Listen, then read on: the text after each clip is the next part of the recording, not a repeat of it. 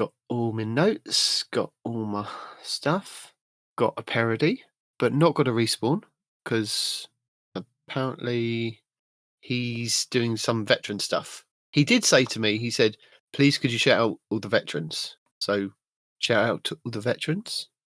Every last one. Yeah. Yeah, he is out not in a state of current intoxication right now. No. Or intoxicated. He drunk somewhere. For how long? Unclear. For when? He started yesterday. He was able to, I think he butt-dialed me to tell me that he wasn't going to be here because there was some kind of slurred speech and then Luna in the background shouting at him. And I was like, I take it you're not going to be here today. And he's like, Veterans Day, drinking. Like, okay, got it. I'll see you next week. Take care. Be careful. Don't drive. I think Luna might have been driving, which might have been dangerous. But that's why Luna's there screaming in the background to keep you That's safe. why he wanted to get her to pass her test. It all starts to make sense now. All the pieces are falling into place. He needed somebody to drive him somewhere. Ah, fair enough. So, let's start the show. Welcome to Two Titans and a Hunter, a Destiny 2 podcast. Dedicated in bringing you all the latest information, news, and opinions.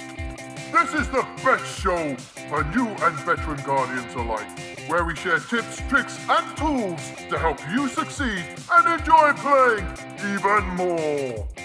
So with all that said, let me hand you over to your hosts, the Triumph Hunting Titan Nitedemon, the pink-panted pansy Peroty, and your Hunter Master Ranger, Mr. No One Respawns in Real Life! And here we are. We are here. It is you. I'm here. You're here. I'm here. And we're here. And even though they won't be hearing this, deepest apologies to the T-Rex King and whoever else was going to show up this morning or possibly 45 minutes from now expecting a live stream to start and a live show to listen to. No, there isn't. Not this week. So, yeah. You know, that I tell you to go and I hit to the page and hit the bell because you never know what's going to happen because we never know what's going to happen. It's a surprise for everyone involved. Every week. It's a surprise that we actually turn up every week for 5 years to do this. It is. And yet somehow it happens. It gets done. Yeah. It gets out to the people. The people presumably listen to it. And then we do it again and again. But yeah, we got a lot of feedback from last week's episode saying that they really enjoyed it, which was quite nice. Gator contacted me and said from Guardian Down, said that he really enjoyed our takes on like our experiences basically in like the world of business and jobs, really. So, and I think we had a couple of feedbacks from people in our Discord saying that they enjoyed the show. But then we had an email, if I can find it. 7 hours later. So we had an email from Alex who said that he just wanted to say that he loved learning how business worked from you guys' perspective in the latest podcast. It was certainly not what he was expecting and very enjoyable to listen to. Anyway, keep up the good work and see you in the next 7-month season. Thank you very much, Alex, for sending that. It was much appreciated. Yeah, I mean, last week, as I said to Gator, it wasn't a kind of week that I just didn't want to kind of jump on the same bandwagon as everybody else. And I know it was the topic of the week and it had something to do with Destiny, but it didn't have anything really to do with the game as we like to talk about the game. But it was a topic of the week for the game. So, yeah, and that's sort of the nice thing about it's irritating some weeks when something exciting happens on a Thursday or Friday. We go, okay, we have to wait till Saturday and then record, and then you guys will hear it, like by Monday or Tuesday, and then. But some weeks it's sort of nice going. Let's all the drama can get over. Everyone can give their hot takes. Everyone can make their videos, and so by the time you do hear us, you've heard it all. We don't need to contribute to the everyone having their opinions and oh my god and hot take reactions to this and late breaking news. It's like. Here's what happened. Here's our spin on it because everything that's been said has already been said. There's nothing new to add to this. We don't know anything. We still don't, now a week later, so we still don't have any confirmation on anything being delayed. It's all just, insider information. again, people talking to reporters saying, "Hey, here's what's going to happen," which is not to discredit them. I'm not saying obviously they're lying or obviously this isn't going to happen. It's just, as was pointed out again by everyone on Thursday, there's no confirmation of anything in the 12 this week. No, there was no talk about anything being moved, anything being delayed. Just, hey guys, new season comes out the 28th of November. It's going to be here in 2 weeks. You're going to enjoy it. And what happens after that? We don't really talk about that. We're not sure. Well, it's like I said last week. If you actually read the statement they put out in their forward path, our path forward, they basically said that they will talk about the PvP stuff, which is this week. We're going to talk about that.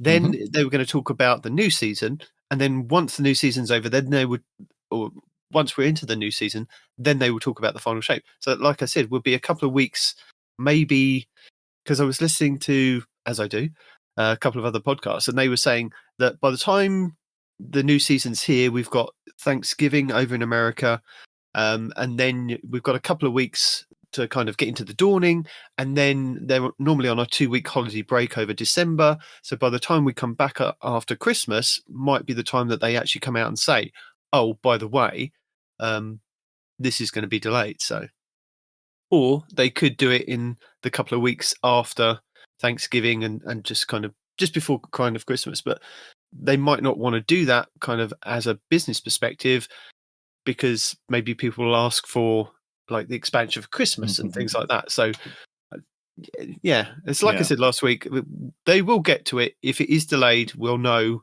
probably, after the new season drops, and sometime maybe towards January is a possibility.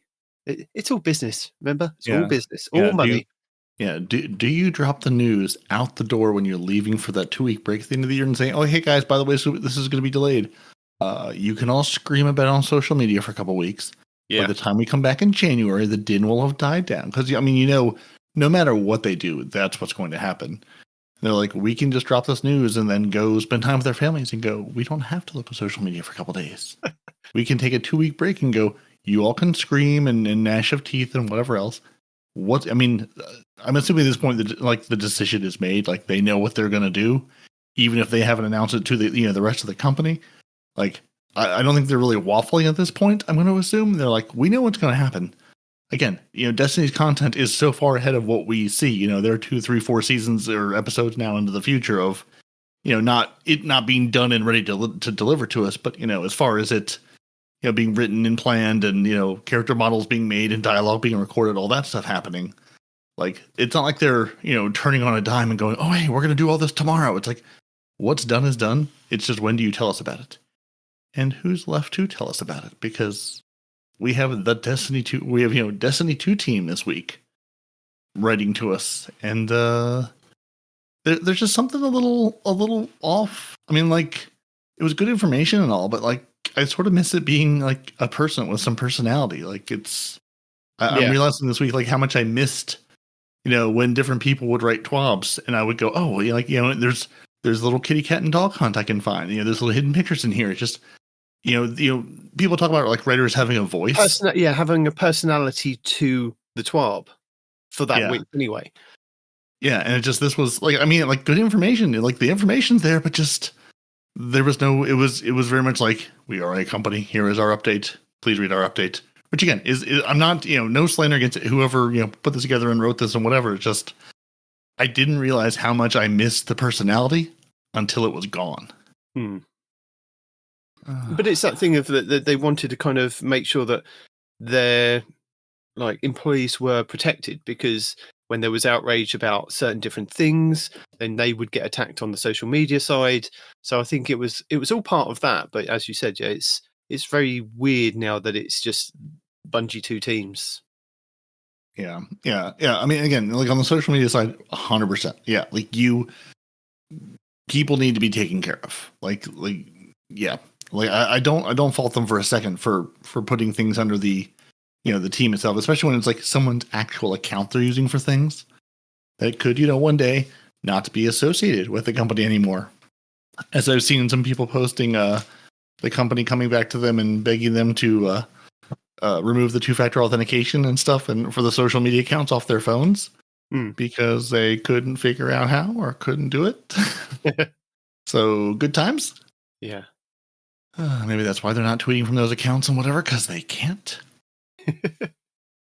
Anyway, shall we start with our patch? Shall we start with our twid or twab? God, it will never be a twid. Never.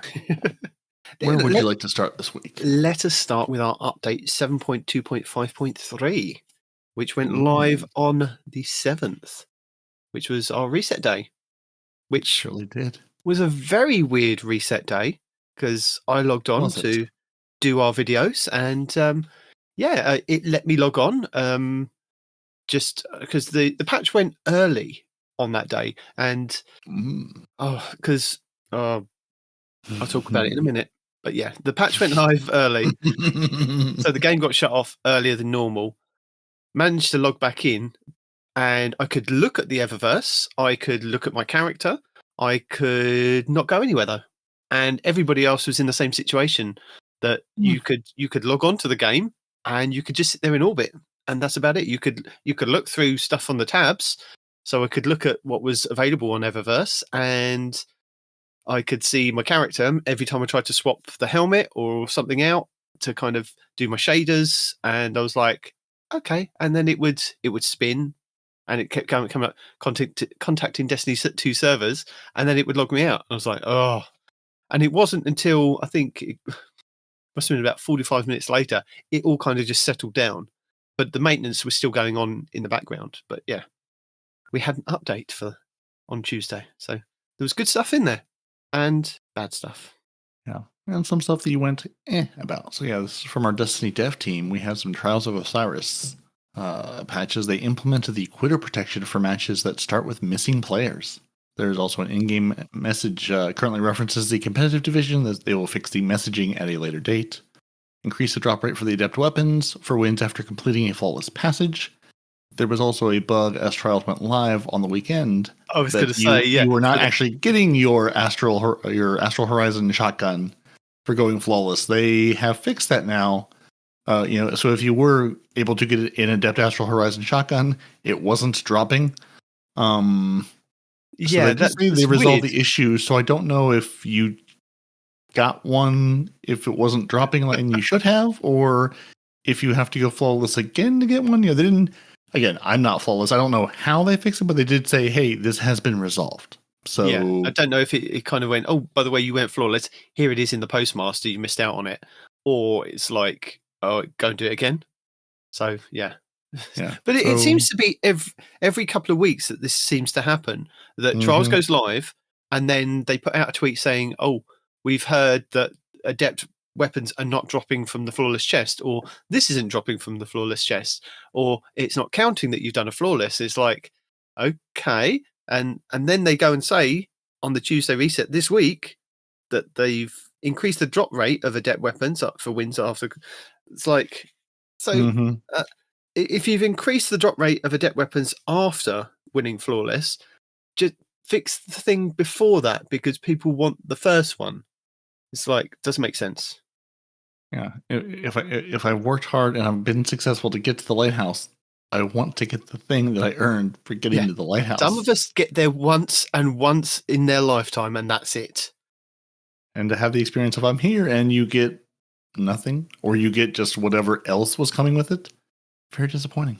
But it's like we always say, isn't it? Like, whenever there's a new season or there is a new something, or, I mean, it shouldn't be the case. Always wait a couple of hours, always wait like a day or so, and then everything kind of settles down and you can kind of get into the game. I mean, more often than not, we find that the patch goes live and then maintenance is still ongoing, or the game doesn't come back up because they're having issues. And it's always like prime time for you guys over in the US. But over here, it's like, I think it gets about 8 or 9 o'clock in the evening. And I'm not staying up at that point because I've got to get the kids to bed and things. So I play the next day. I come along and everything's hunky-dory. And all I've seen on kind of Twitter and all the other kind of social media things like Reddit is like people getting stressed at the fact that they log on at the time that they're told to log on and it's down, or there's an issue, or there's this or there's that. And it's like, yeah, problems with a live service game, I guess. Yep. Yeah, it's Yeah, it's not like these are rare occurrences. If don't set your watch around. Oh, they keep me back up at 1 p.m. Let me make sure I'm ready at 1. No, at 1 p.m. Go make yourself some lunch, get a drink, set yourself down, find your favorite comfy pants to get into, then maybe think about turning the game on. Then if it's working and beautiful, be surprised and thankful. And if not, then you won't have you won't be stressing out watching the contacting Destiny 2 servers message or the game just spinning at you. And then you'll be able to watch the adjusted spawns and the heavy ammo placement and zone balancing on the Radiant Cliffs. So they also fixed that in Trials. In Checkmate, they reduced the bow damage and reduced hand cannon body shot damage. Will it matter? We'll see. I'm guessing you haven't gone anywhere near Checkmate this week. No, because as I keep saying, it should be Relic. We were told it was Relic that was coming back for the final few weeks of the season. It's like they said Relic for the first 4 weeks, then it was going to be Checkmate Control, Checkmate Rumble, Checkmate whatever else there was. There was just those 6 weeks in between. Then it would go back to Relic.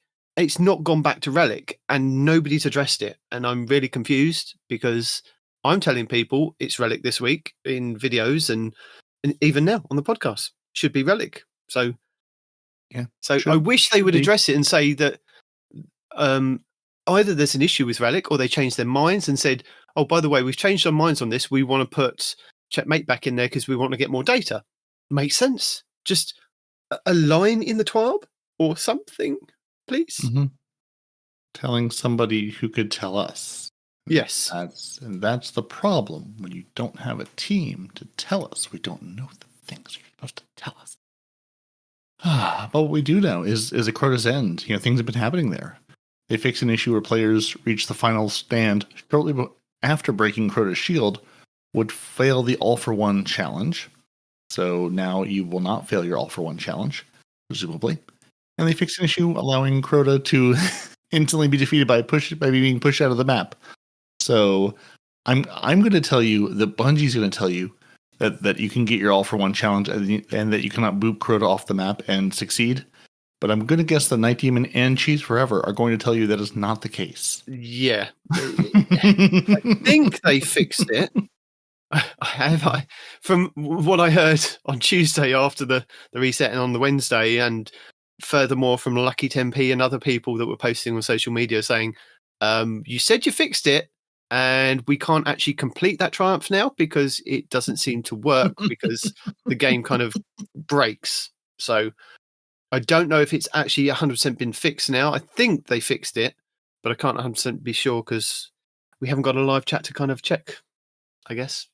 Well, they fixed the issue for some players, so now they just fixed it by breaking it for all players. So if you just can't get the all-for-one challenge done, problem solved. And I'm going to assume that somebody out there is going, yeah, no, you can still boot Crota off a map. You just have to do it in this way instead. Yeah. That seems to be the way of these things. Your seasonal activity, they fixed an issue where the Ascension Major Arcana card was not applying Scorch to combatants. And I still have the known issue of I don't know what any of those cards do when they come up, and I have no idea what they're meant to do. So, great. I'm glad that something is now maybe working, maybe it wasn't working before. When we used to have different, like when we used to have the initial kind of strikes, or even now when you have strikes, or if you go into a card, it gives you buffs and debuffs. Mm-hmm. So these cards are basically cards that you can pick 3 buffs out of your cards that you can pick for buffs. Now, you don't get those 3 buffs going into like Savathun Spire, but what it will give is 1 out of those 3 cards will be picked, and you can use those. You don't get to pick it; the game picks it. You can redraw the card when you stand in front of the witch's stick thing area. Mm-hmm. When you first start the game, or when you first start Savathun Spire, it says redraw card. Again, I'm not entirely sure what the card is. Maybe I'm missing it on the side of my screen, that I can redraw the card to give me another one of the cards that I've actually selected. You go to the Anatheum, is where you get the cards. They're all lit up rounds there, and you can select the 3 that you want, or the 3 buffs that you want to be playable in the seasonal activities, basically. And then it will randomly choose from one of those 3 that you've selected to be a buff in whichever activity. And you can redraw it at different stages through that activity. So if you've enabled all of them, then you're just getting some card and you don't remember what any of them actually do. No, if So you've that's your problem. the thing is, if you've enabled them, if you've actually gone to the lectern and you've gone, right, I've got this and I've done X, Y, and Z to unlock them, yes, the cards will be unlocked, but if you haven't gone over to the actual card floating in the Ananatheum, I think it's the Ananatheum. Oh yes, I've done that. You have to actually walk over and physically select and unselect each card. Yep. So I have basically all of them selected, which I assume is are illuminated with the fires burning in the cauldron beneath. I assume that is the select, and if there's no fire, it is unselected. I guess so. I've selected all of them, but I wish the game would just show me a tooltip or show me something going this card was drawn, and then show me what that card's doing for me. I mean, I think you're right. Maybe I should just go turn off like all the ones except for like the 1 or 2 or 3 that I care about, and then remember their names, because I just have completely checked out. I enjoy the whole like tarot deck idea. I just don't know what the cards are or do, and it's not like they give much of a hint. I don't know what the lie gives me. Like there's nothing really in a hint there going, oh, this is a solar thing, obviously. Anyway. The season is almost over, so it won't matter here in a couple of weeks. Well, it will, because we still got seasonal stuff that we can still do for next season. Remember, when you it's season 1, 2, and 3, you will still get to do up until the end of season 4. It's season 4 of whichever year that we're in is the one that's kind of cut short. So whatever length we have for season 23 is the amount of time that you get to do all of season 23 stuff, catch up on season 22, 21, and 20 if you need to do those. So, and you remember they exist, and you say, "Yeah, sure, I'll do that activity again for the 400 trillionth time." Yeah. Yay. I thought the game was just flat out broken the other day, because I was going into not the Spire, but like the other one, which I can't think of the name of now.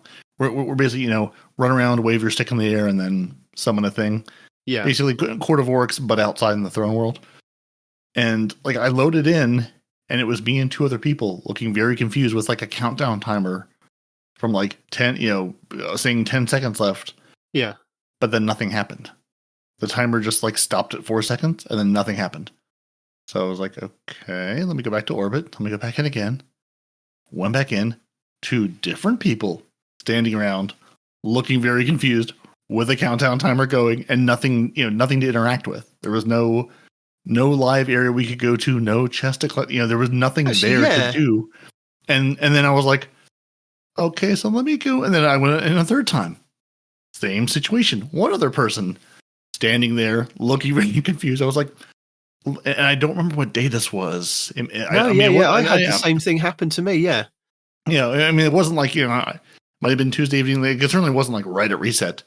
So then, at that point, I just happened to Inspire, and it was fine. And then I came back, hours later and tried it, and then it worked. But I was like, "This is broken," and I don't see anything. I mean, I went to the Bungie help on Twitter, and I was like, "I don't see anybody anywhere talking about this." So either no one's playing it, no one's acknowledged it, or it's just me. I don't know.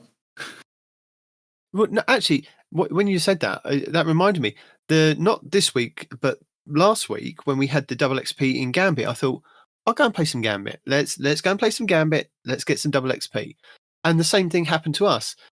We got to, I think it was 95 motes banked. The other team was still on like 15. We'd played really well, and then nothing. There were no enemies. There was nothing to do. We were running around like headless chickens, going to each different area on the Titan map. Mm-hmm. And the area that said that had enemies, there was nobody. We looked off people were looking over the edge. That just couldn't explain it. It was just, and we just kept getting invaded, and they were sending over blockers because we were stretched, because we were all in these different places looking for whichever enemy needed to be killed.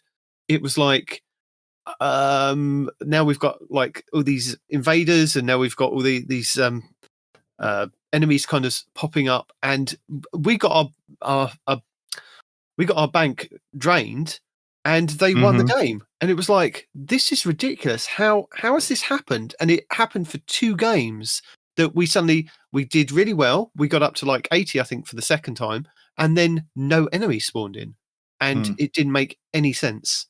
Yeah, I've never had that happen, at least to me, on the no enemy spawning side. I've definitely, it is definitely a bug in the game. Like, I've definitely heard people and seen YouTube videos and stuff of that happening, going, yeah, we're going along just fine. And all of a sudden, just the enemies stop spawning. And then there's nothing you can do at that point but either quit out or just wait for the other team to win. Yeah. Yeah, it was a very bizarre kind of moment. So, do we talk about the elephant in the room? Have we finished with our patches, our update? Nearly. They did fix basically all of those exotics in armor and expressions. They updated the definitions of the Shards of Galanor, the Syntheseps, the Stompies, the Mechaneer's Trick Sleeves, the Celestial Nighthawk, and the Karnstein Armlets to be back to what they're actually doing now versus what they're going to be doing in the future. So as of Tuesday, those exotics will actually show their effects as they are in game today. Yes. They did fix the issue causing the emote as I hit my microphone. Shh. They fixed the issue causing this emote Can't hear you. to not display its effect as intended. So now the emote will display its effects as intended. Also, the handheld supernova could freeze some moving objects. Now it cannot. And they reduced the frequency of the max witch keys on screen message. The one that I see very often, which, to be fair, after many days prompted me to try to go play the broken activity, to spend my witch keys, which then I could not. Yeah, the game is like really trying to get with me about my extended car's warranty with his witch queen keys. I'm like, I know my keys are maxed out. I do not care. I don't want to spend them. It's not worth the time investment. No. So let's address the elephant in the room. Hello, elephant in the room. Are you there to talk to us? Or are you just listening in? Are you paranoid we're going to talk about you, elephant? Yeah, I'm just listening because I don't think you can hear me even if I wanted you to. Well, we can hear you. Yeah, among everything else happening? Yeah. Roving reporter Respawn has managed to report. What have you got to report today? It's loud and it's hot. Okay. Are you having fun? Well, not yet. I haven't got my drinks yet. Oh. No, I'm kidding. We're actually at a that won't happen until later. There's a giant bouncy house city that's out here for today, and my wife wanted to bring my kid here, so he's high on whatever kids get high on whenever they're having fun. So yeah, that's where we're at right now. Sugar and good times. Yeah. But yeah, I'm just listening because I'm here by myself and I'm lonely while they're all playing. Did you manage to play some Destiny this week? Yeah, not a lot of it though.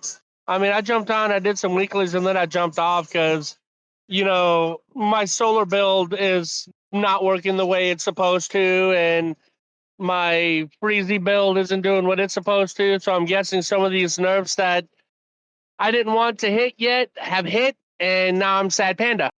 Oh, so it's not just user error then? No. Well, it sounds like it could be user error. No.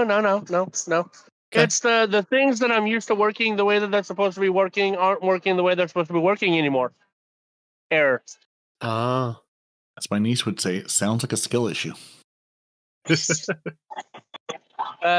it's a skill issue on the side of the programmers that keep nerfing my so yeah. That nobody's nerfed anything. Uh-huh. Yeah, sure.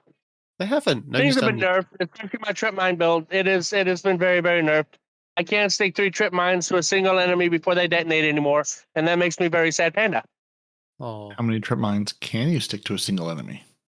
1. It's not nearly enough. Maybe it's not nearly enough. And then when it detonates, you're supposed to get a whole bunch. Well, you used to get a whole bunch of energy back, but you don't. And then the rest of the build is, well, if you don't get enough energy back, then you hit them with your 3 burning blades of doom, and that's supposed to give you enough to give you your grenade energy back, and that also does not work the same way anymore. So you get the one trip mine, and that's it, and it has to kill somebody for you to get energy back instead of just damaging them. So it's very no bueno. Unfortunate all around. You know what still works great? Banner of War. Still great. Yeah, tell me about it. No, actually, don't tell me about it because I don't want to hear it. Well, if you're a PvE main, it doesn't really matter, does it, to you? You like Banner of War. It helps you. Well, yeah, actually, you're right. Because in PvE, I quite enjoy a Titan with the green flag on. You know, it makes my life that much easier. Mm-hmm. Why be a tank when you can be a tank and a support class? Exactly. Why be a tank when you can be a god? No, we kill those.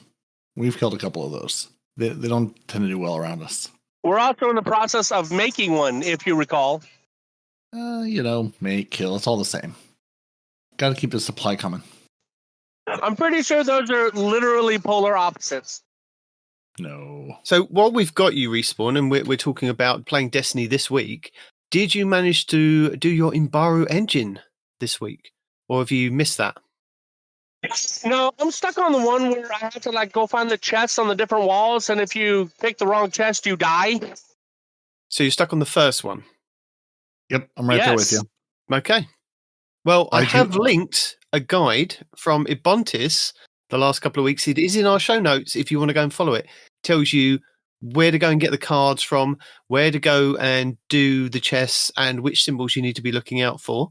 So you could go and do that. And I've got the new one for this week, which nobody saw coming, for the final Imbaru engine, which will link to next season, which I know people have talked about it, but we're not going to spoil it for you, because if you've managed to avoid social I media, saw that across it already. I've already been spoiled. no, but other people that have listening to this show, maybe you've been away for a while and you don't know what next season's going to be.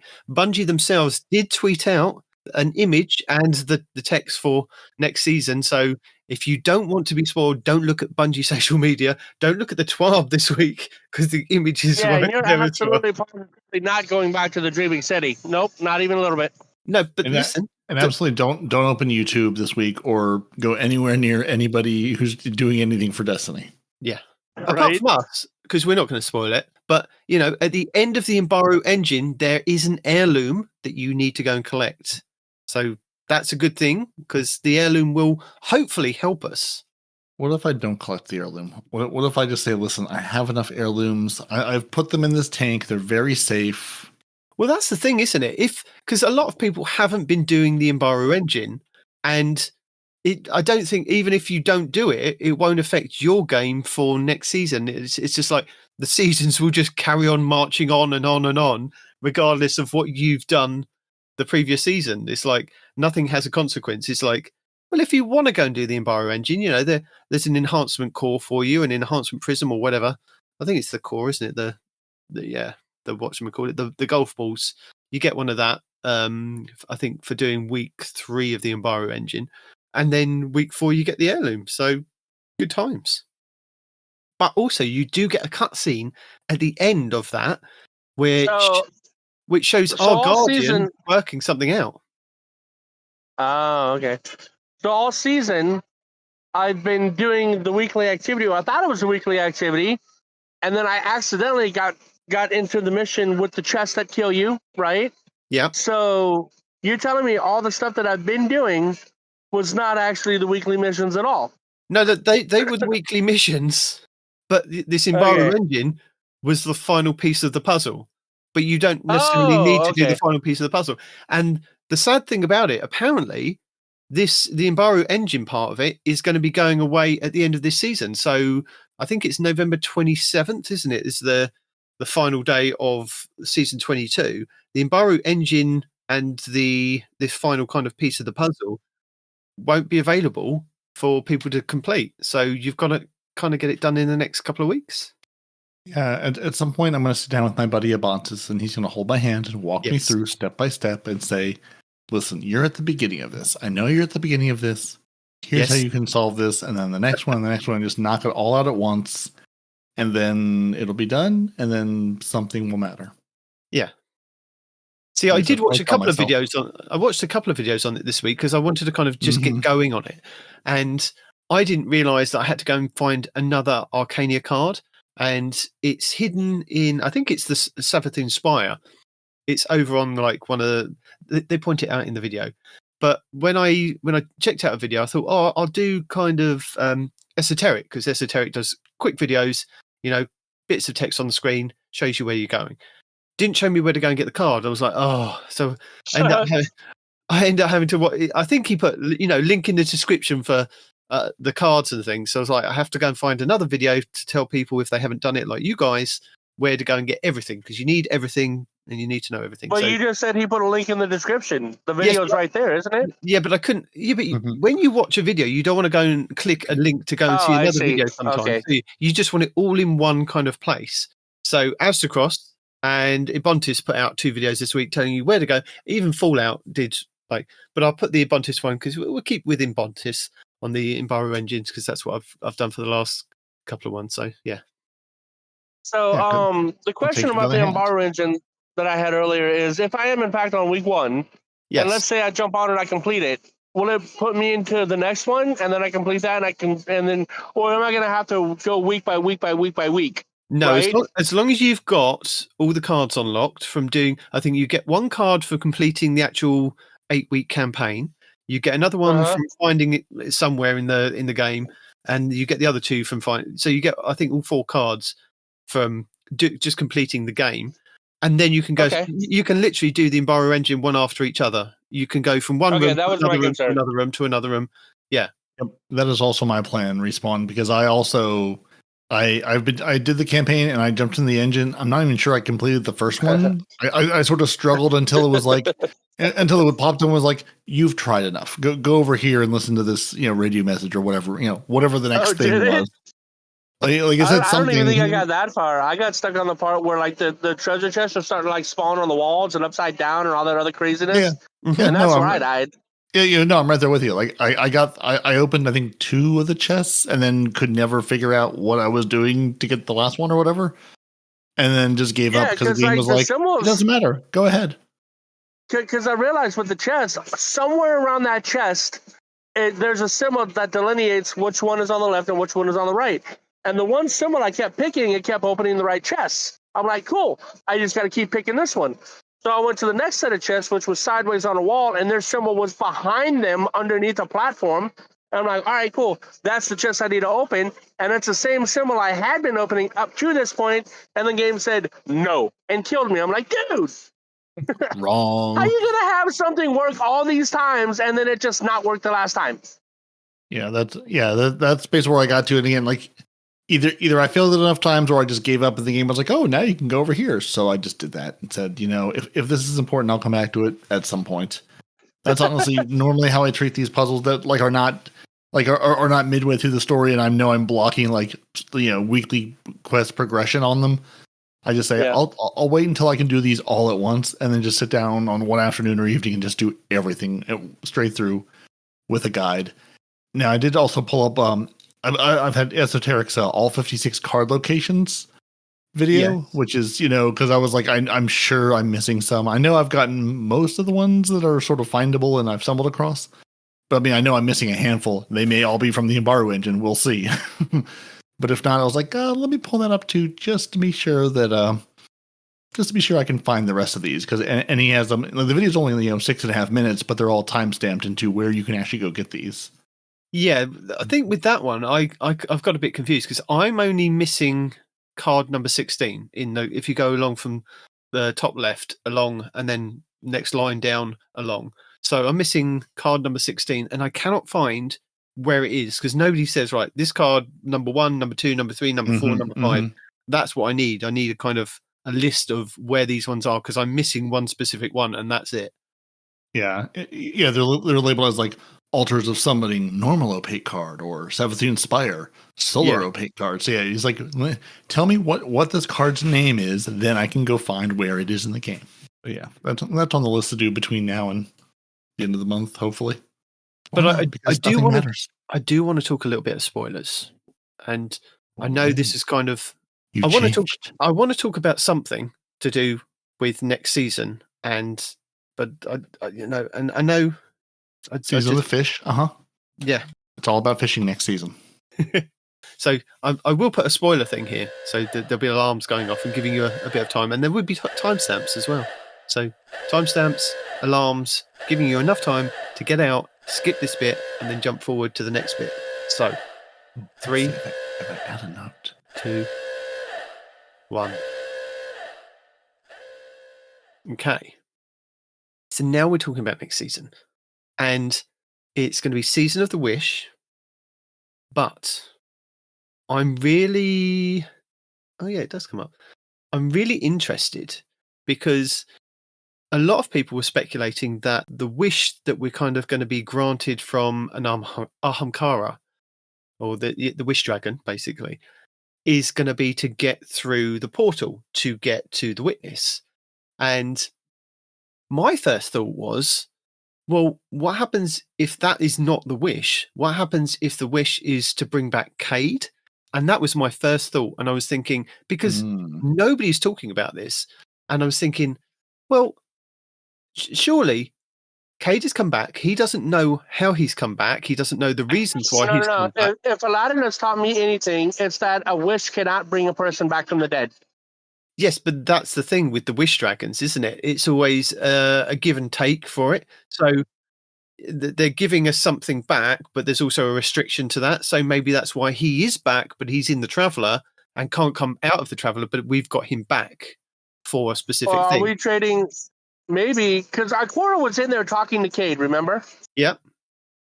So on your line of thinking, are we trading Ikora for Cade? Is Ikora sacrificing herself so Cade can come back? No. This is where I think it's going to get spicy, and this is where I've heard no talk about this whatsoever. So yes, we probably, as the Guardians and as the story going forward, use the heirloom, the dragon egg, the Ahamkara egg, the wish dragon, to get where we need to get into the portal. But thinking with that, and we're going back to the Dreaming City. Who's in the Dreaming City, or who's connected to the Dreaming City? We have Petrovenge, we have Queen Mara, and we have the Crow, or Aldrin, whoever he's going by now.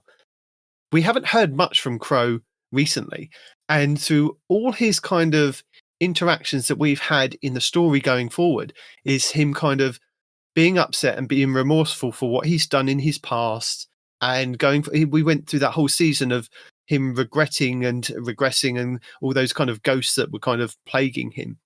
What happens if the Crow decides he wants to trade himself for Cade, in the respect of trading himself for bringing back Cade as a kind of sacrifice to help us going forward in the story?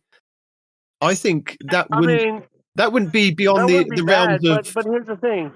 You could do that, but because the voice actor for Zavala is, not voice acting anymore, it would make more sense if maybe it started that way. Maybe he wanted to sacrifice himself, but something happens and it ends up Zavala that sacrifices himself. Because that'll tie up that loose end really nicely, since the voice actor is no longer doing the thing, right?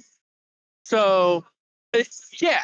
I mean, because he did save Zavala, right? So Zavala, if you wanted to tie it in a nice, neat little bow, would return the favor by saving the Crow from sacrificing himself. Ergo, Zavala gets sacrificed, and we get Cade back. But how many people would it satisfy for Crow to give his life for bringing back, or trading his kind of, guardianness or guardianship, his card basically to be a guardian, to bring back Cade to help us? But then the restriction is, because he's made the wish with the wish dragon, that there's always a twist to it, that we do get Cade back, but he's not able to come out of the Traveller. What do you reckon, Peroty? Am I just crazy with this one? I don't know. I just think it's interesting how they haven't really mentioned Cade at all as someone coming back and just going. This is what's making me think that they're because if you don't want to talk about it or don't want people focusing on it, you keep quiet, you keep still. We've gone, oh yeah, he's coming back, and he is back, and that's it. And you don't want to draw people like, oh, Wish Dragon, this is how we're going to get through it. But then there's also that other thing of, well, Kate's back, and nobody said anything about Kate yet. So yeah, like you said, they haven't said anything. First rule of the final shape is we don't talk about the final shape. Yeah. I mean, what you're talking about makes sense, and I could totally see that happening. But I'm just trying to find a way to tie Zavala into it, because if they're going to change the voice actor, people are going to notice. You know what I'm saying? So instead of changing the voice actor, just have him. I mean, we were all talking about have him go off in a blaze of glory, right? I mean, this could be that opportunity for him to go off in a blaze of glory while also fulfilling the requirement to satisfy the Wish Dragon and bring back Cade. That would make everything all nice and neat. But from a business also, perspective, Bungie though, is not about being nice and neat either. So, well, they are now. But as a business perspective, it's probably cost them more money to get Nathan Fillion to come back and do Cade than it would be for Keith David to continue to do Zavala. So it probably we've had Ikora replaced, we've had Cade replaced in the past. So Bungie aren't.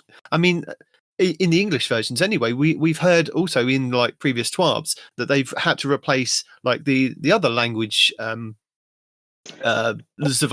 and Cades. The difference is this: they didn't. The actors, the voice actors, just didn't want to play the voices anymore, or Bungie couldn't afford them, or whatever, right? No, but Zavala's voice, okay, but still, it was probably more of a financial thing or a time constraint thing, right? So yeah, whatever. But the voice actor for Zavala died, and at least in my opinion, you should honor that by not replacing him with somebody else. That's just me, That If ship they has already replace sailed, him, though. That ship sailed. I mean, did it though? It has. Yeah. It's Keith David. Like they've already said, like he's stepping in and voice the character going forward. And he's going forward and long term. That decision is made. Those voice lines are recorded. Oh well, that's unfortunate. Whatever. That plan's out the window then. Yeah, but no, I mean, I see where you're coming from. Zavala could give himself in place of the Crow, but I think that it's definitely going to be if that's how Cade comes back. I think it's tied to like the Wish Dragon and Crow sacrificing himself for one greater kind of thing to help us. Because in nowhere have we seen Cade. Nowhere have we seen the Crow in kind of his story's kind of just stopped, hasn't it? But no. During the season when we're teaming up with the Rhinoceros Queen, right? He comes to terms with what happened. We had to go through his story arc, and he's come to terms with it. He no longer feels the remorse or the guilt that he used to feel. He's accepted what's happened, and he's moved on. Yes. And he's just filling the gap, the void left behind by Cade, right? So I don't think the guilty angle would really be appropriate at this point, considering how he's already come to terms with it. So if all of a sudden now he feels guilty again, well, WTF, But maybe he goes and says, because Savathun showed him what his previous life was, didn't she? So yeah, he's got all those memories back. So he knows about Wish Dragons and he knows what they can do. So maybe he uses that to his advantage and goes, you know what? I think this would be better for the Vanguard to have him around rather than me. Or maybe not even that. Right, maybe... but that plays back into the guilt thing, though, right? If he's come to terms, he doesn't feel guilty about it anymore. Yes, he knows what he did was wrong, but he's come to terms with it. Well, even if he's come to terms with it, it could be like an endgame situation where he makes that decision, like Natasha and Hawkeye. That would be different, though. I can see that angle. Yeah, to sacrifice himself to bring back the better person and go. I regret nothing now. I regret what I did, but I am a better person. But I think this is probably better for the team going forward. This is going to make more sense. So you think he would do it more out of making amends and not really out of guilt, Maybe that would probably be I could be completely off with this, and they could just bring him back because he's inside the Traveller. But if I was in the writing room at the time, I would have gone, you know what? If we're bringing back a Wish Dragon, let's do this. Let's give the people what they want. People don't want the Crow around. They're very upset about him. For the last couple of years, all we've heard is moan, moan, moan. Let's give them this, and then they can go, you know what? That Crow, he was a good guy, wasn't he? He was good. He give him a pat on the back, and Yeah. But I mean, when the Crow first came out, yeah, but I think the last few seasons, people really haven't complained about the Crow. But also, we haven't really had to interact with him either. Yeah. So that might be a factor. But I haven't heard anybody complaining about the Crow. I think everybody else has also come to terms, But even then, he said he's just filling in. He specifically said he's not going to replace the Hunter Vanguard. He's just, filling in the gap for now, Yeah. So, I mean, that could come into play as well. But at the same time, though, he won the Vanguard bet. So even if Cade came back, Cade technically couldn't fill that role unless, of course, Cade kills Aldrin. Right? Not the Vanguard bet, the Vanguard Dare is what I meant, right? Yeah. So, but maybe he's not bringing him back for that specific reason. Maybe he's bringing him back because of what he could offer to us as the Guardian and as a Vanguard leader. Maybe it's for that reason. I know. The Hunter, Cade, can't become the Vanguard leader unless the Hunter, Cade, kills the current Vanguard leader, which I guess technically would be Aldrin. No, but we're not bringing him back as a Vanguard leader. You just said as a Vanguard leader, though. No, I didn't. I said just bringing him back to help the Vanguard. Oh, to help the Vanguard. Well, you said to help the Vanguard as a leader. He's a Vanguard contractor. Okay. Yeah. The full-time guy left. Now he's coming back as a contractor. He was the full-time guy that left, though. Crow goes, I want to get the band back together. This is the only way I'm going to get the band back together. Here you go. Here is Cade. There you go, Zavala. There you go, Ikora. You're back together. Go and sort that witness out. Sort it out. I mean, I like what you were saying earlier, though, about him giving up his light, right? If he gives up his light for the sake of Cade coming back, then he can go back, supposedly with his sister, and they can live out their non-light lives, right? Because they're effectively immortal anyway, kind of, right? As long as nobody kills them, they just kind of keep living, So he doesn't necessarily need the light. So if he gives up his light, he can always go back and do the reef thing with his sister, Yeah. So, I mean, I could see that happening if you want to go the route that you were talking about earlier, about him just sacrificing his light instead of him sacrificing himself. Because that would fill both criteria. A, he wouldn't have to sacrifice himself because of non-existing guilt, but he would still be making amends by bringing Cade back, by giving Cade back some semblance of light. But if he does that, who's Cade's new ghost going to be? Is it going to be Glint? Are they going to trade ghosts? Or is he going to get Sundance back? Because Sundance kind of went kaboom. You know? But no, but maybe that's because I know, I mean, the Crow knows how to work with a Wish Dragon, I guess, having been part of like the Dreaming City and all of that. He would know how to kind of make the wish so that there is very, there's still probably going to be a downside, or the way that they kind of interpret these wishes to get Cade back. But maybe that's why when we see Cade in like that cinematic, is that he's glowing. Maybe he is embodied with the light. Maybe he doesn't need his ghost because he's inside the Traveller, and that is Cade as like the embodiment of the light kind of thing. Yeah, but then that would go back to what you said earlier about him not being able to leave the Traveller. But maybe that's part of the wish. Just for him to live inside the Traveller? That would be the wish? Or as part of the wish is that, because there's always that, the thing with the Wish Dragons, isn't it? I don't know how to describe it. So there's always a consequence. A caveat? Yeah. It's just like a genie with a magic lamp. You get what you wish for, but not exactly as you intended it. I think that's more like a djinn, not a genie. But yeah, you're on the right track. I think somebody pointed out the film Bedazzled with Brendan Fraser and Elizabeth Hurley, where he wishes for something, but she gives him that, but then also there's a downside to it. Yeah, like when he was a rich, famous basketball star, but he was an idiot. Yeah. Or he was a powerful drug lord whose wife was cheating on. Yeah, I mean, like that. Yeah. Yeah. So, yeah, that's probably the best way to describe it. There's always a downside. You get what you want, but there's always a downside. So, Yeah, yeah. you got to pay for something. Yep. Yeah, but I mean, that would be the consequence, though, is him losing his light. That would be the downside. He no longer is immortal. He's lost his light. So, I mean, I would say that's a pretty big downfall. I mean, yes, again, he could just keep living forever as long as nobody shot him in the face. But if somebody shoots him in the face, he's dead again. Yeah. You know?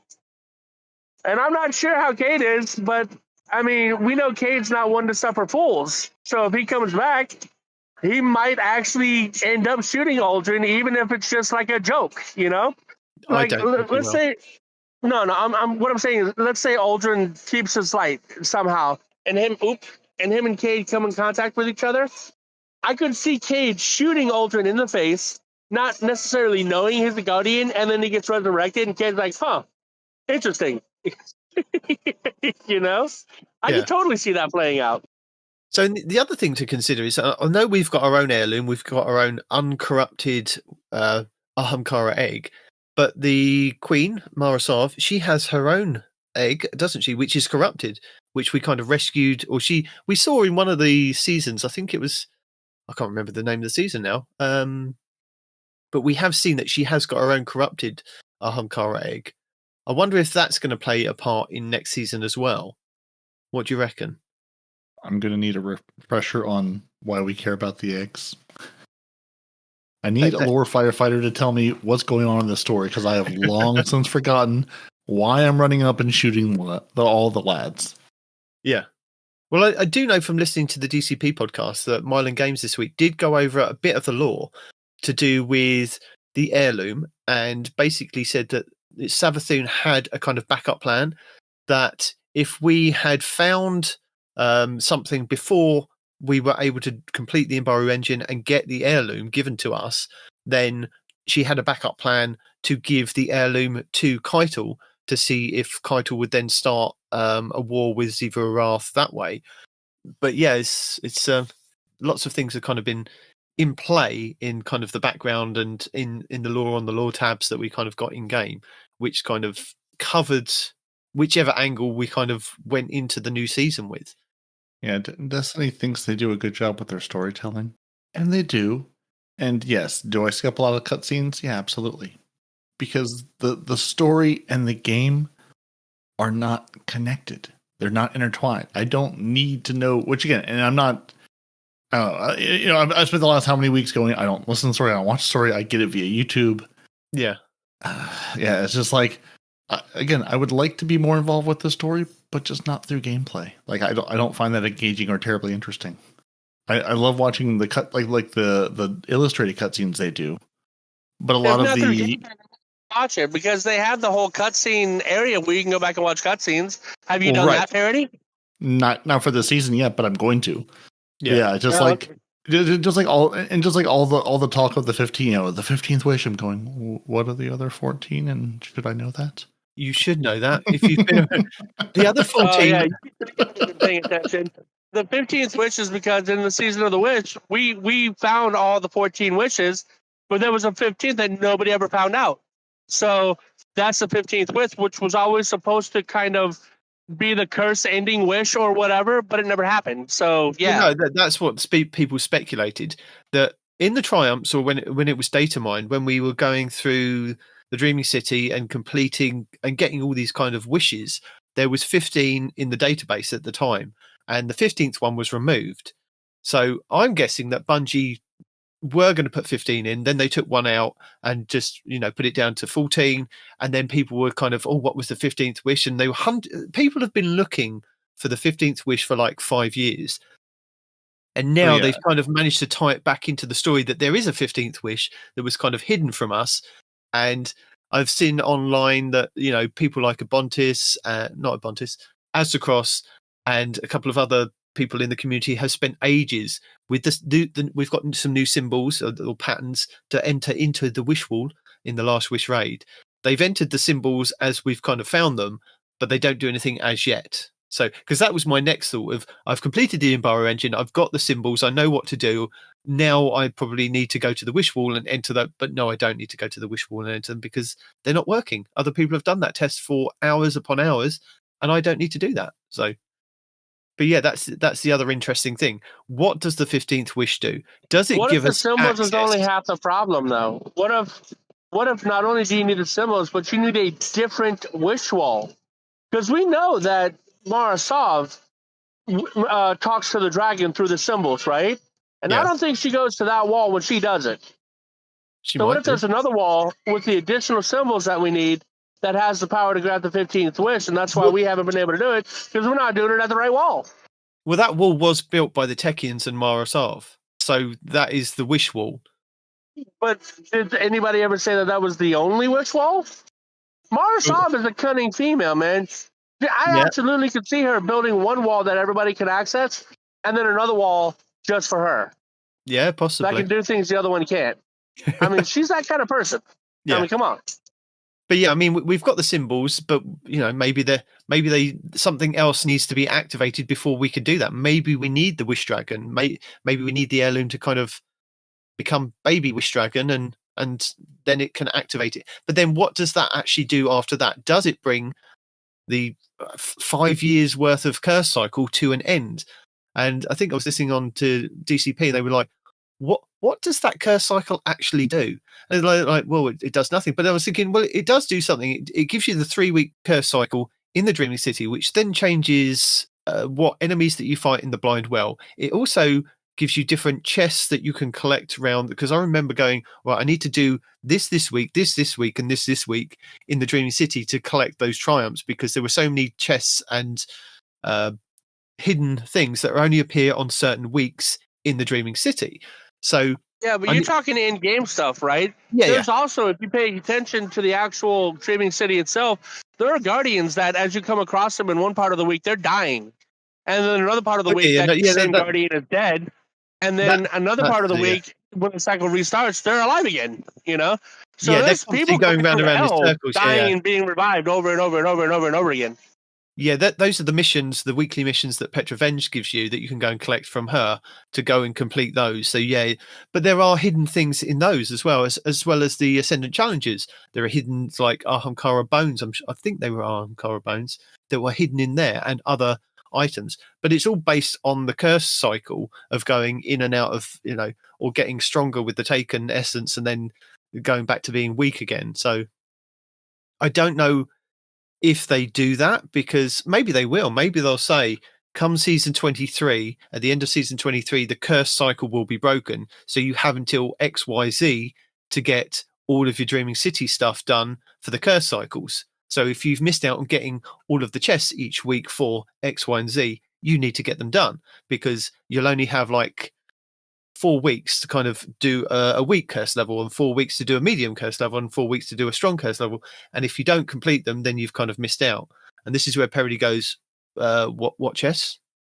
No. I know exactly what I know exactly what chests are. Have I gotten them? Absolutely not. But I know exactly what you're talking about. I was just thinking about our old friend Bagel 4K, and I wonder what he's up to these days. Okay. You may remember that name vaguely from the Mist of Time, and yes, I had to look this up because I could not remember his name either.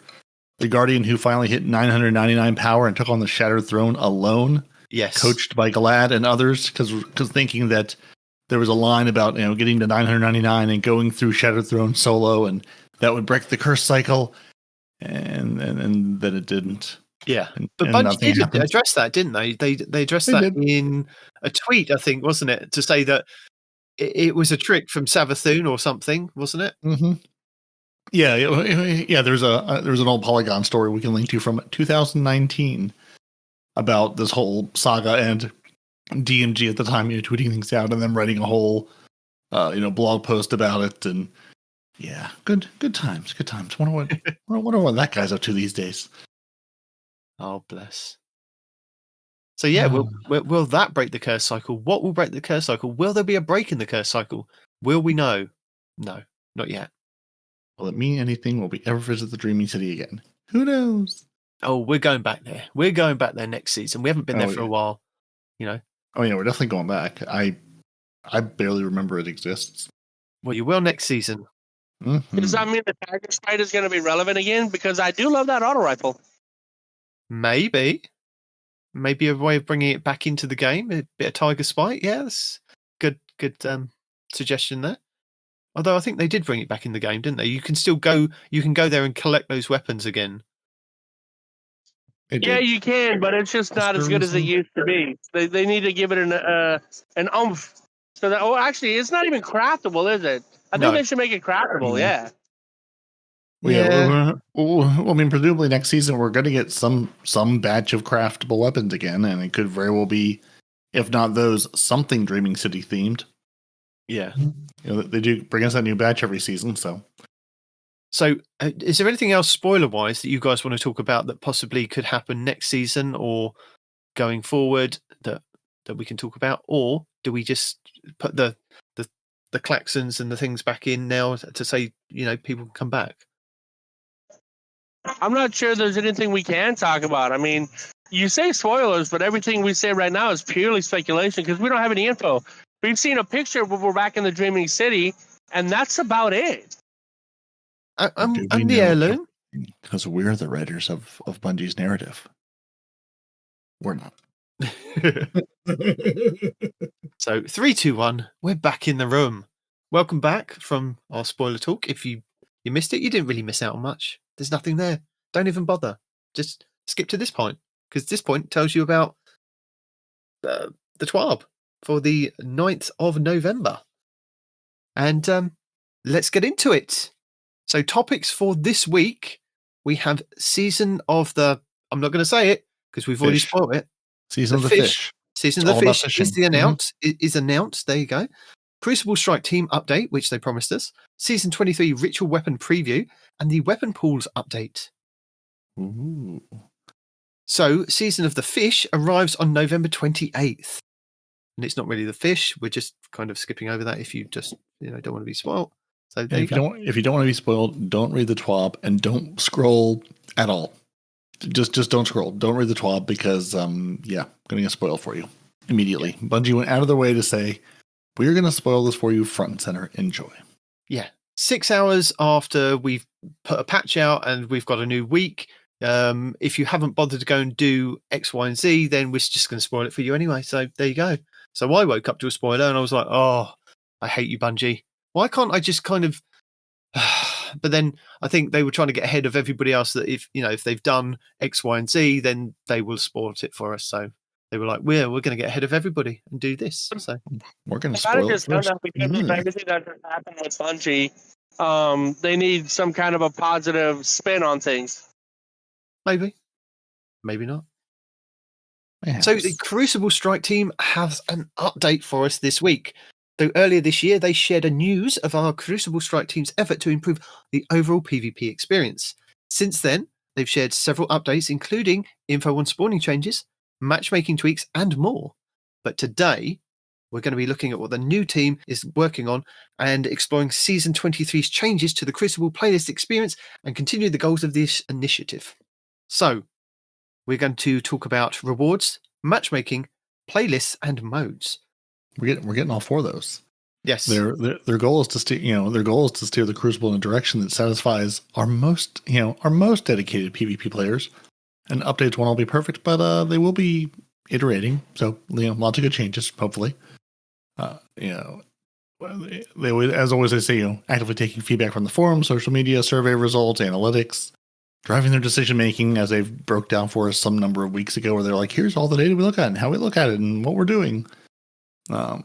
They first want to take a few steps back to the October 12th TWAB. Bungie never. Where we talk about the mid-season patch, including checkmate matchmaking and spawning. So basically saying, hey, to recap, checkmate, they reduced the heavy weapon spawning frequency and increased the score to win checkmate control. We're never giving you relic back.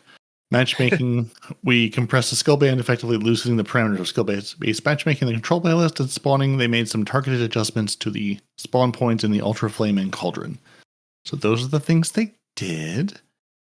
And they're still gathering data on other changes, like checkmate, saying, hey, we just this week tuned the bows and the hand cannons again.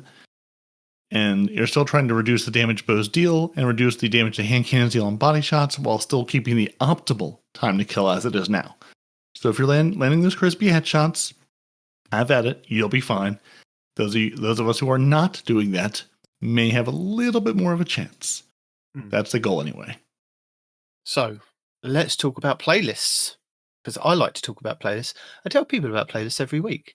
So I'm interested to know what's going to happen with our Crucible kind of tab and what's happening with our modes. So apparently they're reintroducing a new 3v3 quick play node, which makes no sense by saying reintroducing and a new. It's either a new 3v3 quick play mode or reintroducing the 3v3 quick play node. Make up your mind, Bungie. Is it new or is it reintroducing? Because we had one point, so I'm going with reintroducing. You are reintroducing a 3v3 quick play node, which may include new modes in there. That's what I would have said. So there you go. So you're going to have that on your director. They're introducing a new 6v6 quick play node that consists of 6v6 party and relentless. So those things I tell you each week, what's happening in the main Crucible playlist, and then I go, this is what's happening in the relentless Crucible playlist. Those are going to be fused. They're going to be merged together in one 6v6 quick play node. Thank you for reminding me that Relentless was their basically non-party mode name, because I had completely forgotten that. I forgot what the party mode was, because I never call it the party mode. I always say Shax brings X to the Crucible for this week, and then I say in the Relentless, there is this. So, but we are also getting a rotating Crucible modes, including a new 6v6 unranked playlist, and they're revising which modes rotate through each node. So the update nodes will prioritize different matchmaking elements, integrate varied gameplay rotations, and some will host PvP events like Iron Banner or Trials. So here's how it's going to function. So the 3v3 quick play node will prioritize connection and latency, rotates through weekly modes, and this will start in Season 23 with Elimination and Showdown, and Trials takes over this node at the weekend when active, basically. We've still got the 3v3 ranked, which will prioritize rank for matchmaking, but if rank and skill are widely different, it blends the two. As an example, an adept skilled player who is at platinum rank will be playing other platinum rank players. However, if an adept skilled player is playing down at silver rank, they may be placed in gold or low platinum ranks to kind of play against each other. Affects competitive division rank. It affects it. How? Yeah. Somehow. Yeah. I'm not really clear on the whole rank versus skill thing. I assume it's just if you're a good player who is just starting out and hasn't been ranked or hasn't gotten the rank, they'll know. I assume that's what that means, but it seems weird to disconnect the two without explanation. But if you are playing in the 3v3 ranked, it's going to be a random playlist including Survival, which is higher weighted, and Countdown Rush, which is lower weighted. So that node will then kind of still always be there. It's only the quick play one which will be rotated out for Trials at the weekends. 6v6 unranked prioritizes connection, latency, and skill for loose skill-based matchmaking. Rotates through different variations of control, including control, normal control that we all love, checkmate control, which only some of us love, sparrow control, which none of us really know if we love, and momentum control, which a couple of people love. And then when Iron Banner is up for that week, that will take over that node. So you won't have the control mode. So I don't understand why they've called it 6v6 unranked. Why don't they just call it 6v6 control node? Because it's just variations of control. And does that rotate weekly or daily? Is it kind of one day we'll have control, one day we'll have checkmate control, and one day we'll have sparrow control and then momentum control?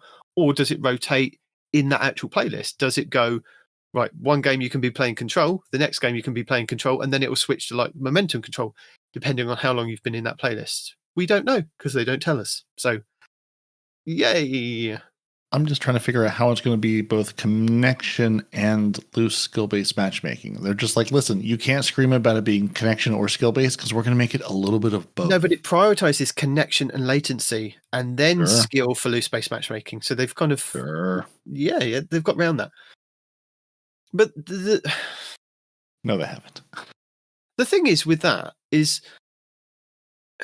when you go into a control match and just regular Crucible, you've kind of got builds and setups for playing in control and the all the weapons and things. So you're kind of set up to play control.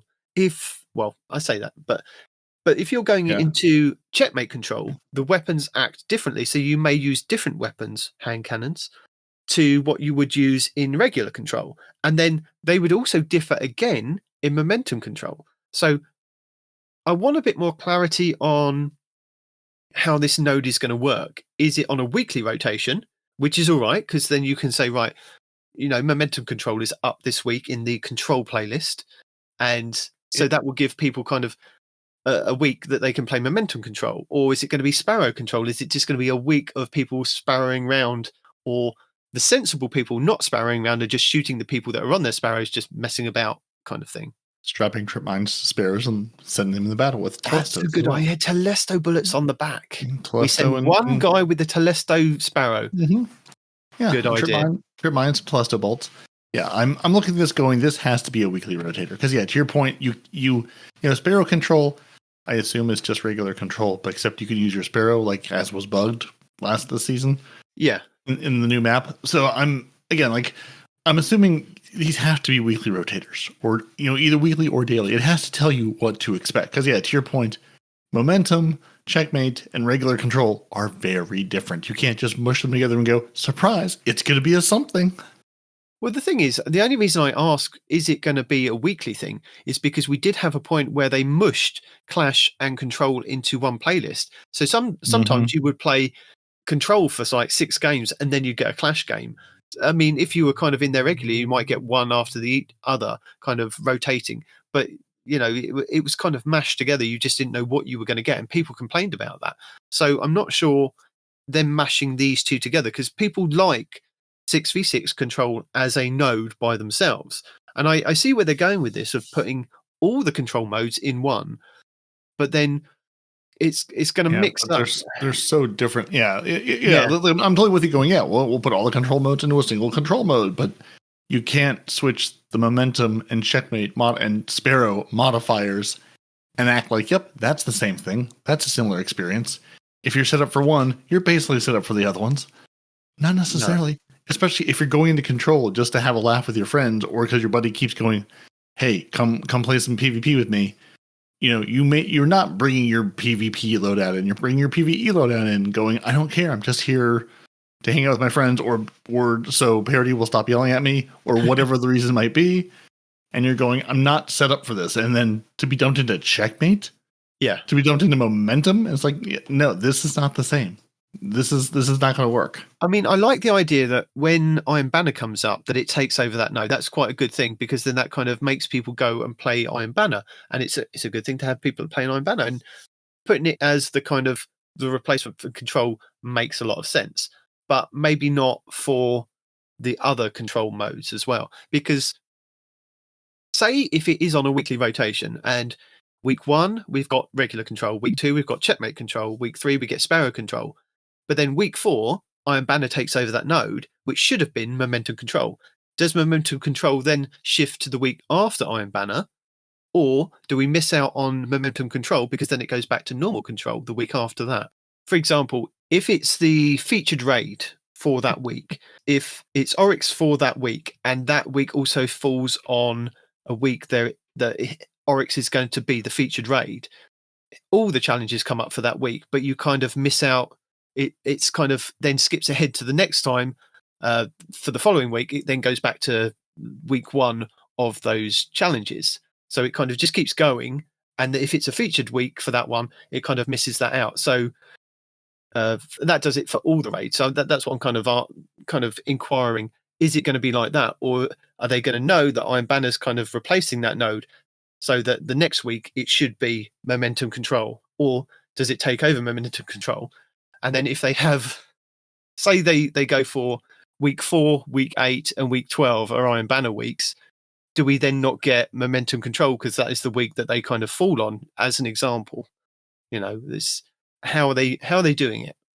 You know that that Bungie doesn't know the answer to that.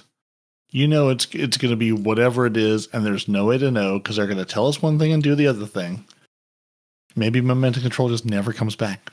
They say, listen, we're going to give you momentum control for the first 4 weeks of the season, and then checkmate control for 6 weeks and back momentum, and then it just never returns.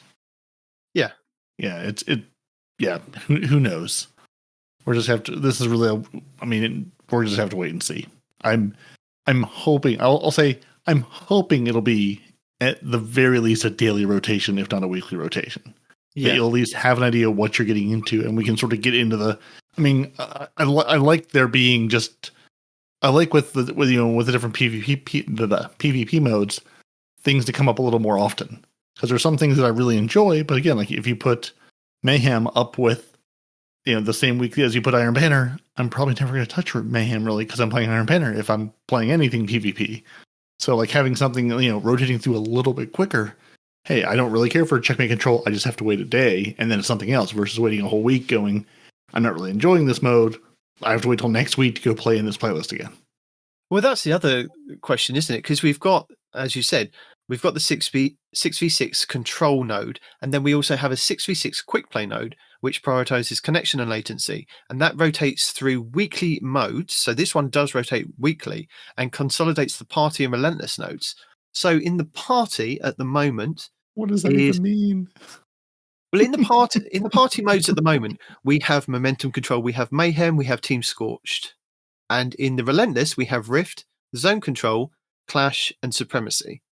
So Zone Control, Rift, Clash, and Supremacy will go with Mayhem and Team Scorch because Momentum's being put into the other one. So we'll have six kind of modes that will be rotated out weekly.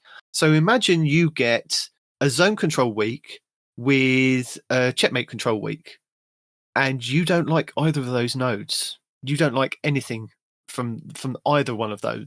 That kind of cuts you off from playing Crucible for that week because you don't want to go and play those. You don't like those variations. That's why I like at the moment that we still have control up. Whenever anything's happening, control is always there. The good, reliable control is there. And then you have your party playlist, you have your Relentless Crucible playlist. So there's kind of the three modes, but with this, you're kind of, it's either going to be the 6v6 control or the 6v6 quick play. And if they rotate through weekly modes, then yeah, again, need a bit more explanation for those. You get to guess. Yeah. And Respawn sitting over here going, I'm not going to play any of it anyway, so it doesn't matter. Yeah. And then Freefall, which is the Rumble playlist, prioritizes connection and latency. And then we have Crucible Labs and private lobbies as well. So Crucible Labs will continue and private lobbies will also continue. So regarding the 3v3 ranked competitive node, they've decided to simplify it by reducing the number of game modes in that playlist, cycling between one deathmatch mode and one objective mode, such as Countdown Rush, which is leaving labs and entering the competitive as an objective mode, and Survival, which would be the deathmatch mode for Season 23. Meanwhile, the 3v3 quick play node will rotate through Elimination and Showdown for Season 23. Rift is sitting on the bench for now because they're not going to give up on that 3v3 and give you the longest maps to run around on, but they want it to kind of be in the future. So I'd put it on the shorter map so that we don't have to spend half an hour running from one end of the map to get to the middle to find out that we've kind of been spawned way away from our enemies who've got the spark and they've dunked. So that's my advice to that one. Yeah. They also plan to look at adding more game mode types into the 3v3 quick play rotator in the future, along with potential experimentation with testing rule sets and respawn changes for trials and competitive matches. So 6v6, as they mentioned above, is the 6v6 unranked node, which is the control mode, and that rotates through different variations of control. In addition to the original control, these variations are simply control with modifiers. The core mode rules remain, while the sandbox is slightly altered. By rotating modified control modes, we're segueing into a future where we mix and match modes and modifiers and enable players to do the same. This is a long-term goal, and we'll be talking more about this in a later post. The new 6v6 quick play node is a consolidation of party and relentless rotators from the past, and this simplifies the number of 66 nodes available and maintains parity with the 3v3 nodes. Sparrow Control. One of the rotating control modes is Sparrow Control. It's control, but with sparrows. So the bug became a feature, apparently. So I can see why people are, because I've seen a lot of people are upset with this. It's like, you didn't come up with it by yourselves. You found a bug in the game and you've turned it into a mode, and you haven't really put much effort into it. You've just kind of enabled it, kind of thing. But yeah, people will never be happy. The same thing happened with our sparrows not disappearing. Or sparrows. Our sparrows used to despawn, and then they weren't on Europa. Yeah. When it launched, and people really enjoyed like seeing the groups of sparrows parked around and just seeing other people's sparrows, which that's something I enjoy. And then they were like, "Hey, we're just going to make it so your sparrows don't despawn. If you leave them, they'll just be sitting there for a while." I found that with Savathûn Spire this week. There was like just piles by like certain areas in the Savathûn Spire. It's like, there must be something up here. Exactly. Oh dear. Where's everybody hanging out? Oh, no, never mind. I see your cars. Hold on. So the one good thing about the Sparrow Control is that this mode's playlist maps will be curated and weighted towards larger maps. So with that, why don't you bring back the Destiny 1 maps like First Light, which were kind of Sparrow and machine heavy? I can't remember the one that was on Mars, but there was a couple of, there was like 2 or 3 maps that we had in Destiny 1 where you could Sparrow up and down, which were really cool. Because if you wanted to kind of stay up in one of the towers on First Light, you could just snipe people as they were kind of driving up like the ramp. So yeah, that would be cool. Bring back those maps and integrate them into the Sparrow Control. Also, we've had a request from our community, I think it was from Andy, that wants a sidecar so that we can put the Titan in the sidecar with their sweet business. So yes, because that was the other request is let me shoot from my sparrow. Or let me team up with somebody in this case and let them shoot from the sparrow. I wonder if you could stand on somebody else's sparrow and they could, they could take off if it's a regular size sparrow, and you could just be shooting from that. Or maybe just for a little bit, yes. Yeah, but not very far. It's worth a go. Bungie, we're just asking for warthogs. Just give us warthogs. That's what we're slowly working our way toward. Yeah. Checkmate. They plan to make Checkmate Control the primary control mode for the first few weeks of the season. So this says to me that it's going to be up for a couple of weeks. Like they've done with the Crucible Labs at the moment, is that they haven't taken Checkmate Control out of there and put Relic in like they promised us. They've just left it there and haven't kind of addressed it. Like I've said earlier, like I've said many times now. It has revealed and highlighted the community's desire for a refined sandbox in the Crucible. They eventually want to take some of those lessons learned and apply them to the base Crucible experience, not just the Labs mode. And while we're not ready to slap Checkmate onto everything just yet, they do want to expose it to a larger audience and gather more feedback and data. So we're getting some changes and features for Checkmate for Season 23. The ability cooldown penalty has decreased from 50% to 30%. So your cooldowns are going to be a little bit quicker, not quite so no cooldown for anything ever. This is based on some tuning changes coming in Season 23. As always, I'll be monitoring and seeing how it works. Crucible Labs will include Checkmate 3v3 Clash and Checkmate 3v3 Countdown Rush. So Labs, that was one of my question. What's Labs going to be now? Labs will still be Checkmate, just coming to 3v3 modes instead. Trials Labs will include Checkmate Dominion, and we'll be making additional mid-season adjustment patches and tuning as, based on feedback. Copy and paste. We're going to do this, see how it lands, and make changes based on it. I'm not excited for a Checkmate future. No, I don't know where this has suddenly come out of, but maybe a lot of people play Checkmate because you keep leaving it in the labs and nobody's got anything else to do, and they just go, let's play this one. Yeah, see, Bungie, there's other PvP games. If you want to go play a PvP game that's not Space Magic, you have a vast variety of them. If you're trying to somehow turn this into, I'm not even going to say like esports competitive because I don't think it's ever going to get there. No. But if that's where your focus is, great. But I don't think that's why. I mean, maybe it'll bring some people to Destiny 2 for the PvP, but yeah, Yeah. The checkmate feature doesn't excite me. One, because of the game mode, and two, because of the people I've encountered playing that game mode that I have not encountered in other PvP in quite some time. Yeah, I don't want to have to keep using hand cannons to be like. Yeah, I just don't want to have to keep using hand cannons. I like using auto rifles. I like using pulse rifles, and they aren't. They don't compete with the hand cannons in that arena. It's just. I mean, take Iron Banner for instance. I can go into Iron Banner now with any weapon, and I can play and have fun with that. But if you're going to start introducing the checkmate parameters in those different things, that adds a kind of new meta to the weapons that you can use, because people will they won't stick to kind of what they're playing, because they'll go, well, I'm not getting the kills with that. I'll have to switch to X, Y, and Z, maybe a hand cannon, and it's I'm not happy with the hand cannon thing. I like to be competitive with my weapons, but also not forced to play the one thing that you have to play, i.e., hand cannons or bows, to be competitive.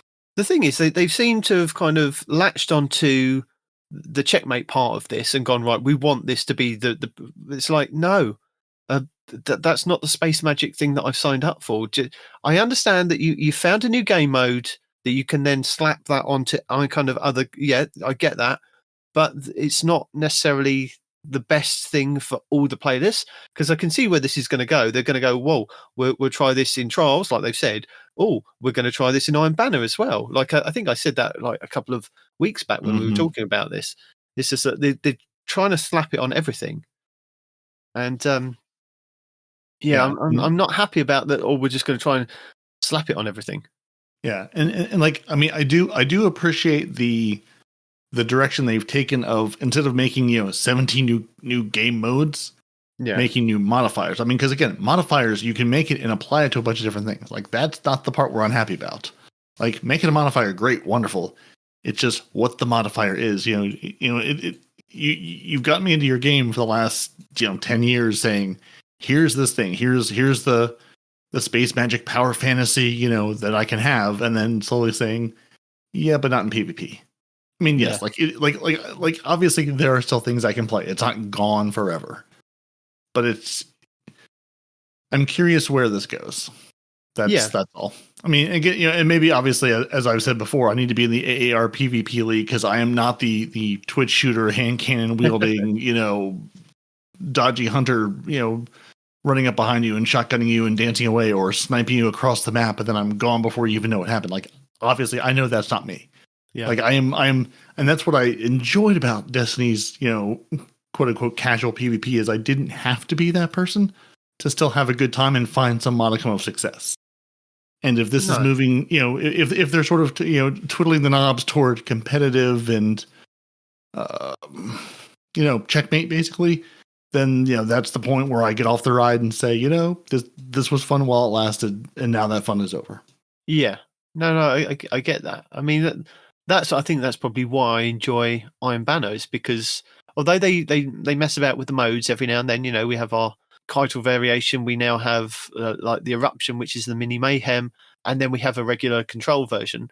Is that those things don't affect my like loadouts as much, and pushing me towards hand cannons. I can take something that's been sunset and do quite well with that and have fun. And yeah, it's just, checkmate's just not for everybody. Yep. So matchmaking and skill. This was something that was quite interesting, is that they're talking about, in addition to skill compression, they're making more adjustments to how the matchmaking and skill system works on the back end. So in previous posts, they've mentioned fixed lobby balancing, and in Season 23, the lobby balancer should operate more like a snake draft. Now, this is, I know we've spoken about this, that they did tell us that this is how things were going to work with the snake draft. And it should be like best player on Team A, second best player on Team B, and then it kind of works its way round, doesn't it, of who's the best, and they kind of maybe put like weaker people with the stronger player and then kind of make the skill kind of balance on the second team so that it kind of evens out. Now, I remember them telling us that they did. This is how they worked out at one point. I can't remember when it was. It was definitely at least a year or two ago that this is how they were going to do it with the snake drafting. But it seems that they weren't doing that, or they went back on it at some point. Yeah, I think maybe they focused on. And again, yeah, I remember them saying this too. Again, yeah, a year or whatever ago. I think maybe they focus on the fire team stuff because that seemed to be about the point where they were sort of like trying to phase out the solo nodes and basically focus on where they told us, hey, we're not really looking to see if you have a fire team or not. We're just sort of throwing you all in together, whether you're in a fire team or you're solo queuing. So I'm guessing they said let's focus on sort of that balancing piece first. Yeah. And then say, okay, now we can do the snake draft. I mean, and they still do go on to say, fire teams can sometimes throw off the balance of a lobby. Well, yes, we understand. Like, obviously, if I'm running a 6-stack or a 4-stack or a 3-stack or if I'm just two very good players playing together, yes, the balance will be off. Like, we understand this is never going to be a perfect system, but improvements would be nice. Or at least seeing that there's movement in this direction going. I'm good with the best player in the lobby having the third best player on his team as his second pick. Yeah. So these matchmaking changes will come into effect in season 23. So don't worry about it until then. Basically, they've also touched on previous spawning changes that were reverted. So back in season 21, we experimented with certain spawn changes for clash and control.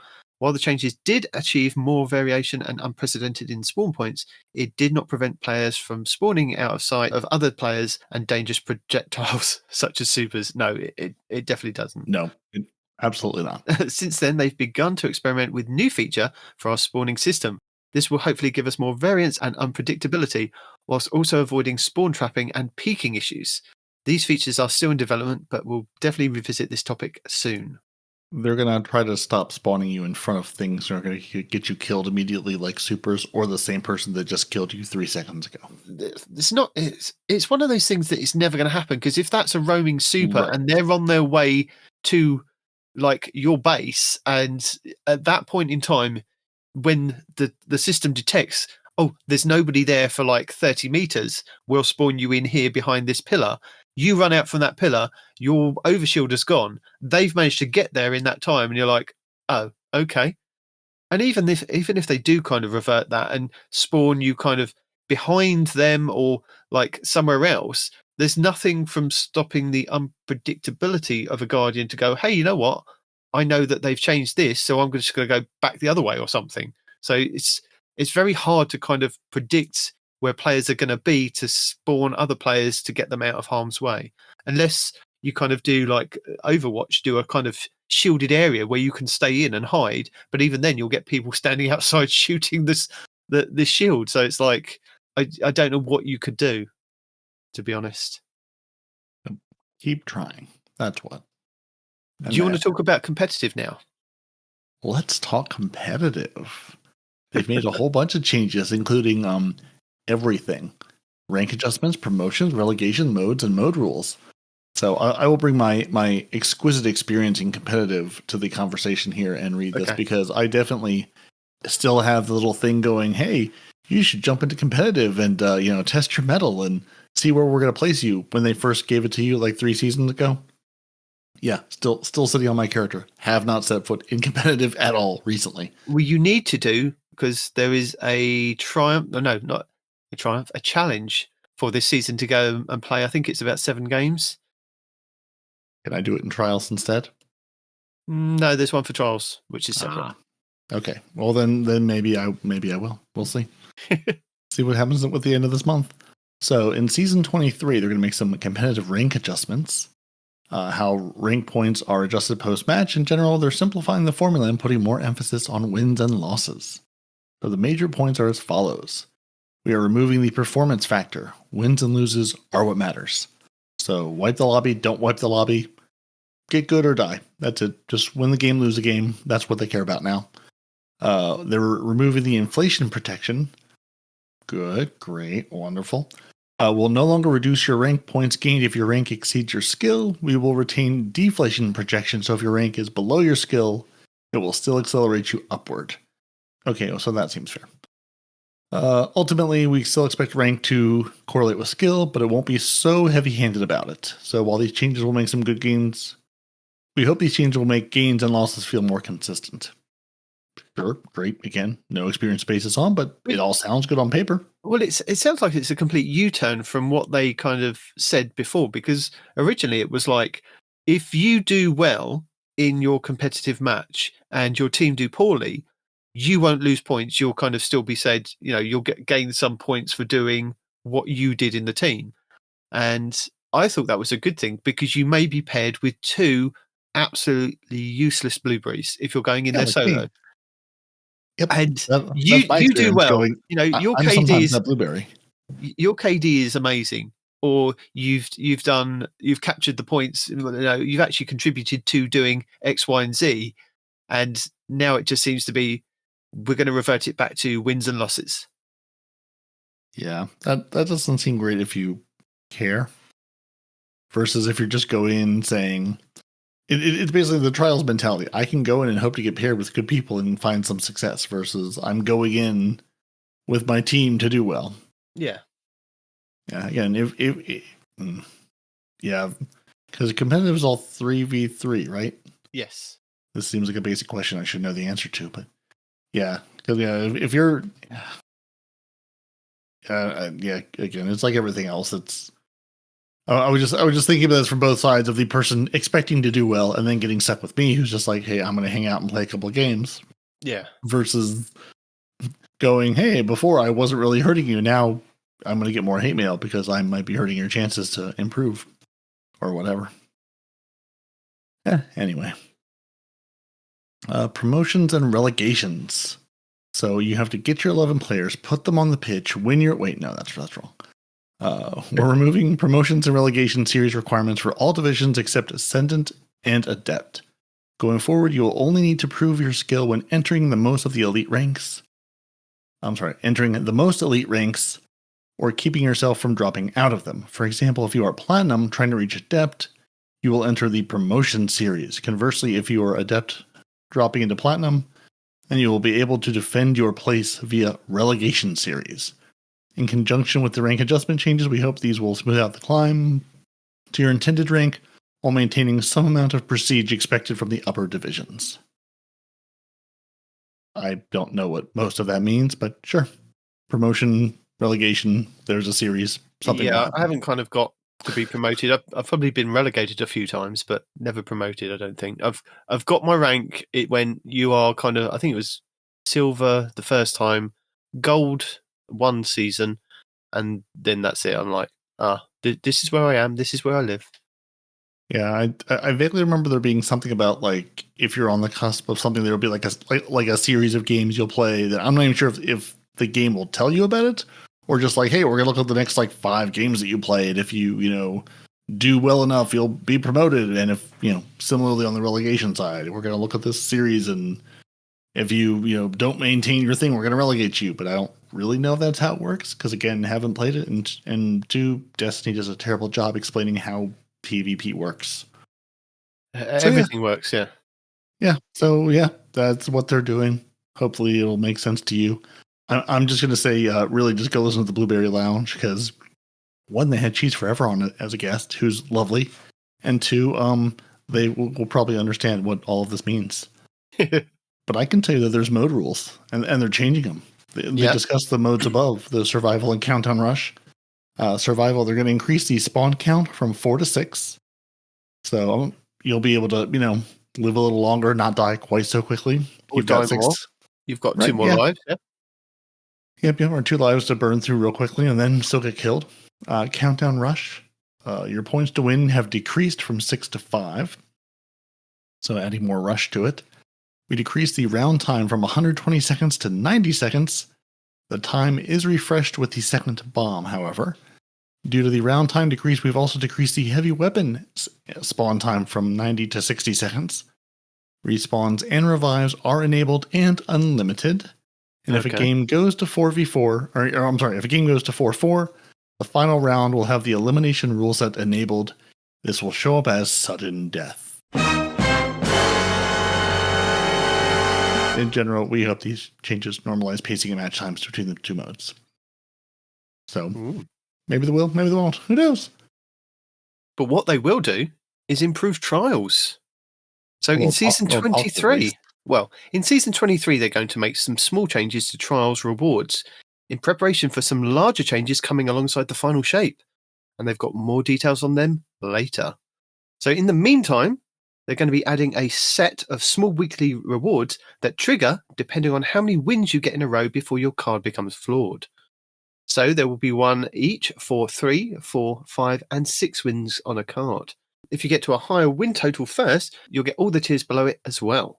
So these rewards will be granted in the post-game loot screen when your card becomes flawed, and they are currently set up to grant 3 wins, a Trials Armor piece, 4 wins, 5 enhancement cores, 5 wins is a Trials weapon, and 6 wins, 3 enhancement prisms. So what that says to me is that you keep playing, and then as soon as it becomes flawed, you'll get X, Y, and Z. So if you get to 6 wins and then you lose it becomes a flawed card, depending on what card you've got, you'll get all of this suddenly in your feed at the end to go, oh, you've got all of this. So that's good. So more stuff. Now I wonder, is this paired with the weapons just dropping more randomly that they put in place 2-3 weeks ago? So will I just get the random weapon drop as well in addition to the 5 weapons, or the 5 win trials weapon drop? Hopefully. Yeah, I mean, they haven't said that they're going to go back on that, and they've also increased the drop, as you said earlier, they've increased the drop rate of adept weapons on a 7-win card after flawless. So paired with the additional drops that you do get, it's kind of, they're throwing more trials loot at people to just go in there and play, so you don't necessarily have to get a flawless card to get X, Y, and Z. You could just go in there and play. As long as you kind of do quite well, you're going to get more rewards. And even if you just, I think, didn't you just say it was for wins that you kind of got a drop of a weapon? Because I vaguely remember you saying that a couple of weeks ago that you were testing that. I believe that's what it was. Yeah. For rounds you win, there's a higher chance to drop weapons, and we also learned you don't have to unlock like the new Cataphract grenade launcher. Like you don't have to unlock that on the Save 14's card first. Yeah, to have it available. It's just in the pool to be available to you. Yeah.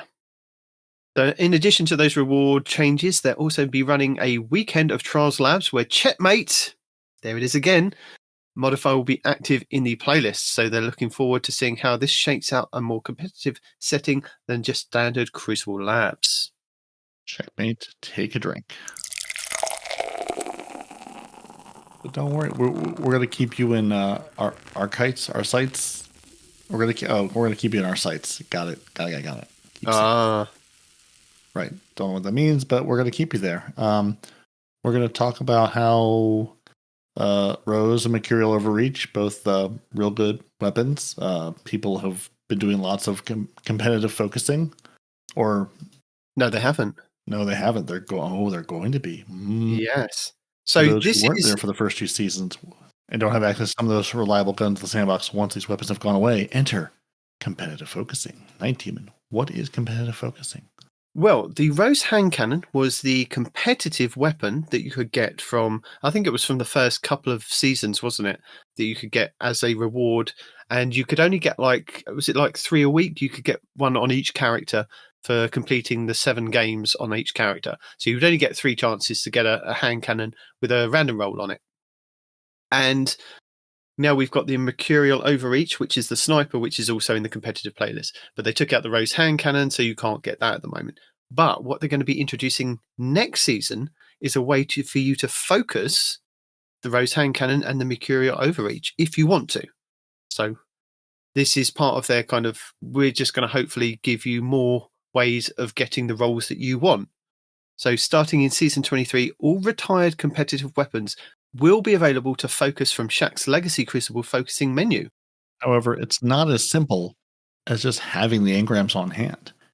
Shaq expects you to test your metal as well. So you'll only be able to focus them once you have your competitive placement matches done. So I will be able to focus nothing. So unlike other focusing options, you will be limited to a number of weekly focuses based on the highest rank you have achieved so far in that season. So again, people like me, if I am untested still, I have 0 weekly focuses. If I get to copper rank, I get 1 weekly focus. Bronze rank will give me 2, silver gives me 3, gold gives me 4, platinum gives me 5, adept gives me 6, and ascendant gives me 7. So that's not happening for me. But if you are playing competitive, you can have up to 7 weekly focuses available to you. Now it does say the highest you've achieved in that season. Now it doesn't say you have to maintain it. So I'm assuming if you start the season, get up to ascendant, and then say, yeah, I'm done, or don't play as well for the rest of it, as long as you've achieved that ascendant rank in the season, you'll have those 7 weekly focuses available to you. But it does say that, this cap on how many times you can focus can be changed midweek, but only if you rank up. So every week, to keep focusing, you're also going to have to finish your weekly matches. Don't worry, though. We've decreased the number of weekly focuses you get. The number of weekly focuses you get during a single season. No, I'm sorry. Don't worry, though. We will not ever decrease the number of weekly focuses you get during a single season. So you can only get more focuses. You cannot lose focuses. So the max rank you earn will always be what we count against. So if you have had a rough week or an unlucky streak, you won't be punished. So yeah, as I was saying, if you started playing well and you got to gold and you get those 4 weekly focuses, but then you fall off and you fall back to bronze or copper, you will still have the 4 weekly focuses from gold as you play. But if you team up with a buddy or go on a hot streak and you go from gold up to adepts, let's say, that'll take you from 4 to 6 weekly focuses, and then 6 is what you'll get going forward. It's never going to decrease, only increase. And the increase does kick in midweek. You don't have to wait for your weekly reset to get your more focuses once you've earned them. Cool. So what are these prices going to be? These weapons tend to be some of the most reliable weapons available, and as such, we consider them valuable, similar to adept weapons. So the price of these are going to be 3 Crucible Engrams and 25,000 Glimmer. And they're going to continue watching and monitoring, blah, blah, blah. Get out there and make Shax proud. So 3 Crucible Engrams. So that, if you've played any amount of Crucible, that shouldn't be a problem to acquire. And Glimmer, similarly, if you're out playing the game, you're earning Glimmer. So nothing. So I do sort of appreciate we're not going to limit this based on materials. We're just going to limit it based on you have to engage with the activity, which is kind of how I feel like it should be. Yeah, so you could potentially play get to whatever rank you are, and say you are kind of bronze or silver, and you don't want to play any more for that season. As long as you've got your placement, bronze you get the 2, silver you get the 3. You could then just play your Iron Banners, play your trials, play your regular kind of Crucible modes, and rack up those engrams with Shax, and then just each week go, right, I've got 2 that I can then focus for your bronze, have a chance at getting the Rose Hand Cannon roll that I want, or like silver, you get 3 rolls. And you could just leave it like that. So every week you could go there and go, right, I've got 3 rolls, so I need 9 engrams, throw them at him, see what I get. And you could do that for the entire season. You don't necessarily... And what happens if you don't play any Crucible? How many rolls do you get? None. You get untested, you get 0. Yeah. So get yourself tested. Wow, so they actually accommodated for that? Oh, that's dumb. So if you're not playing, you should get bronze because you suck. You first have to be tested first. Yeah. If you're untested, then that's you haven't even bought the ticket to go into the event yet. But I don't want to go into the event. I just want to focus. Well, no, you can't. Well, then you absolutely can't focus if you don't even earn things to focus, because you need those Crucible engrams. But I have. Well, hold on. Y'all's peer pressure has forced me to have, I don't know, like 400 Crucible freaking engrams that I'm never going to spend. So I just want to spend those that you guys have forced me into getting, and that's it. I don't want to play more. Well, you could still just spend them. You could. No one's stopping you from just going and spending them with Shax. Just walking up to the Shax slot machine. But I can't focus them. Pulling on his horn and then letting something come out. No, but it's only for the 2 weapons. It's only for the Rose Hand Cannon and the Mercurial Overreach Sniper. Do you care about them? Okay. Also, I'm not pulling any horn on Shaxx, and I definitely don't want to see what comes out of him. Okay. Fair enough. Although one thing they do, they do say every week to keep focusing, you are going to have to finish your weekly matches. So there is. That's one thing I think I read and then immediately glossed over. So you do still have to at least play your weekly matches to sort of tell the game, hey, I'm here and I would like to get my, X number of focuses for that week. Do those count towards your rank? So if I do my weeklies, will that be part of the ranking thing? Only competitive. Yeah, just competitive stuff. Are you serious? Yep. Yeah. Totally serious. It's competitive focusing. To focus competitively, you have to play in competitive to get to focus. But I know what you will like for next season, Respawn. You will like a new ritual weapon, which will be a void sword. I like the void sword. We have plenty of void swords. Is it going to be better than the guillotine? No, yes. Then why do I care? No, it is. How? I don't know what the name of it is. Is it chivalric? Chivalric Fire will be the first void caster sword. I don't like casters. Oh. But do you like a void combo? Stick with art. But do you like a combination of repulsor brace and stabilizing rounds, which will give you high uptime on void overshields? Okay, the void overshields is one thing, but caster weapons kind of stink. Maybe like the attrition orbs, a new perk in season 23, dealing sustained damage creates orbs of power.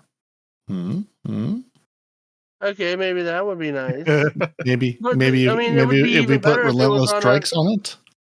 Well, relentless strikes is a given. You have to have that on a sword. Yeah, Wait, is that in the same slot as the orbs?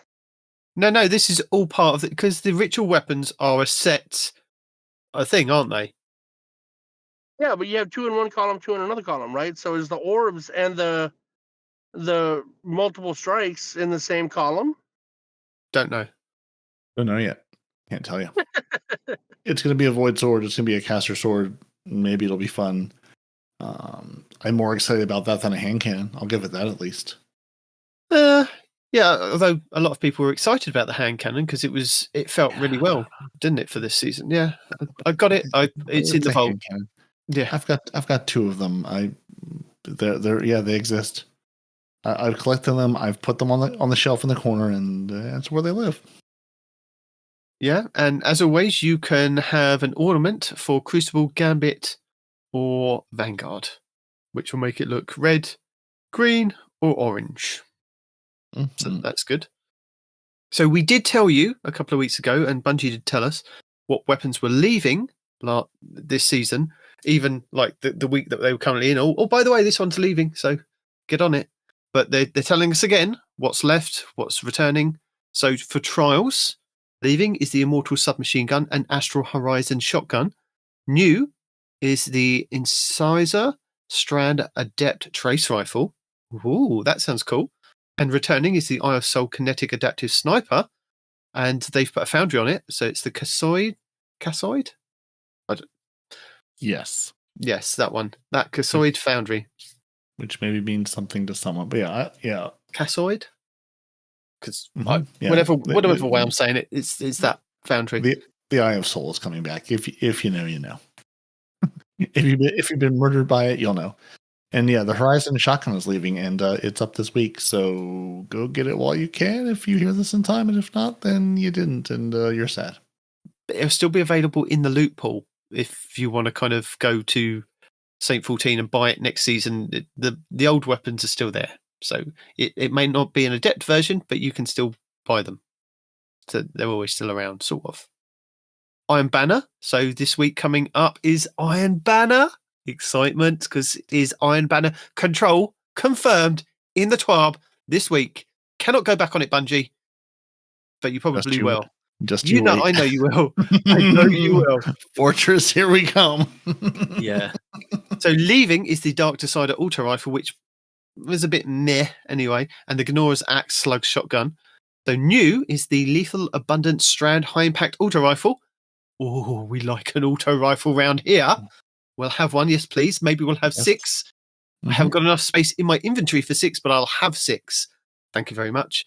And Absolutely. Returning is the Wristwalker Kinetic Lightweight Shotgun, probably with some new perks. Nightfalls, leaving is the Buzzard Sidearm, and a fan favourite, the Swarm Machine Gun. And new is the Undercurrent Arc Waveframe Breach Grenade Launcher. And returning is the Azar RR4 Arc Adaptive Sniper.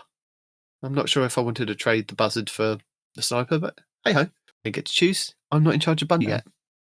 Yeah, so we're gonna take your shotguns away. We're gonna give you sniper rifles, and then in Iron Banner, we're just gonna trade a shotgun for a shotgun. Got it. Yep, you get one, and you get another. But it's a shotgun, pellet shotgun. It's not a slug. Yeah, so it's different. Just like Festival of the Lost next year might be different, might be the same. They have pictures. Well, not pictures. They have links to pictures because we don't know how to put pictures in the TWAB anymore. Not anymore. There's some lovely pictures you can go look at on the social mediums. I can't tell you what they are because they're links. They're not pictures, and I'm going to be a respawn and then just not click them. Mm-mm. I missed out on completing my Festival of the Lost this year. I was a bit upset that I missed out. I realized I was focusing on my pulse rifle kills and I got those done, and then realized I had never run a dungeon / Master Nightfall. Basically did something hard with the mask on, so I just absolutely did not complete that. All I had to do, I did that last weekend. I remembered it was quite quick. I went into trials, put the mask on. Thank the maker, the stars, whoever. Thank somebody. I was with two kind of trials gods. They won 3 rounds back to back, and it just completed. And I was like, that is lovely. I've got a win. I could go back into trials and see if I can find these other gods to carry me to the lighthouse. I didn't have enough time, but I managed to get that one done. The only one I didn't manage to get done is do the enough haunted lost sectors. I was like, I was sad. I missed out by 3. Yeah, that's rough. I played a whole bunch of, again, I played on my lost sectors. I played a lot of the activity, not as much as I have in past years. Yeah, but I played a good bit of it. I only got the one stupid memento to drop, just the initial one. I never saw a second one dropping, even after grinding through lost sectors and playing a combination of the legendary ones and then the regular ones, and just never saw a second one to drop. So again, I was dutifully deleting the gambit mementos, which I have on like every crafted weapon I have. I put the other black one on the special, the lost one on the Bria's Love that I crafted, so it was out of the inventory. Made sure I had a lovely spot just ready for another memento to drop. Never got another one to drop. Do you know how to get the mementos? Yes.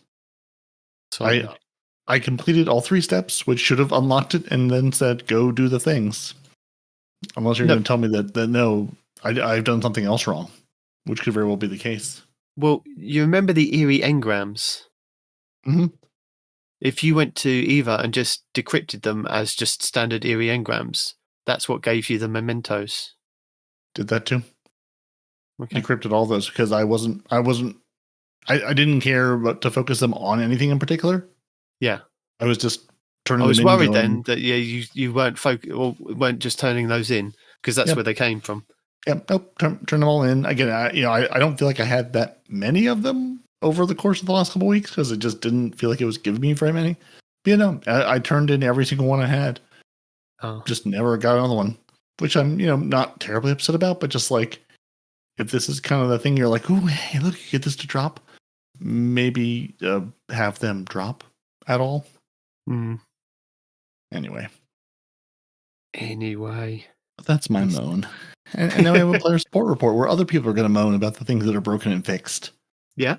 It does say the statements expressed in the previous player support report regarding candy corn do not represent the official stance and opinions of the player support team as a whole. So glad they got that all cleared up.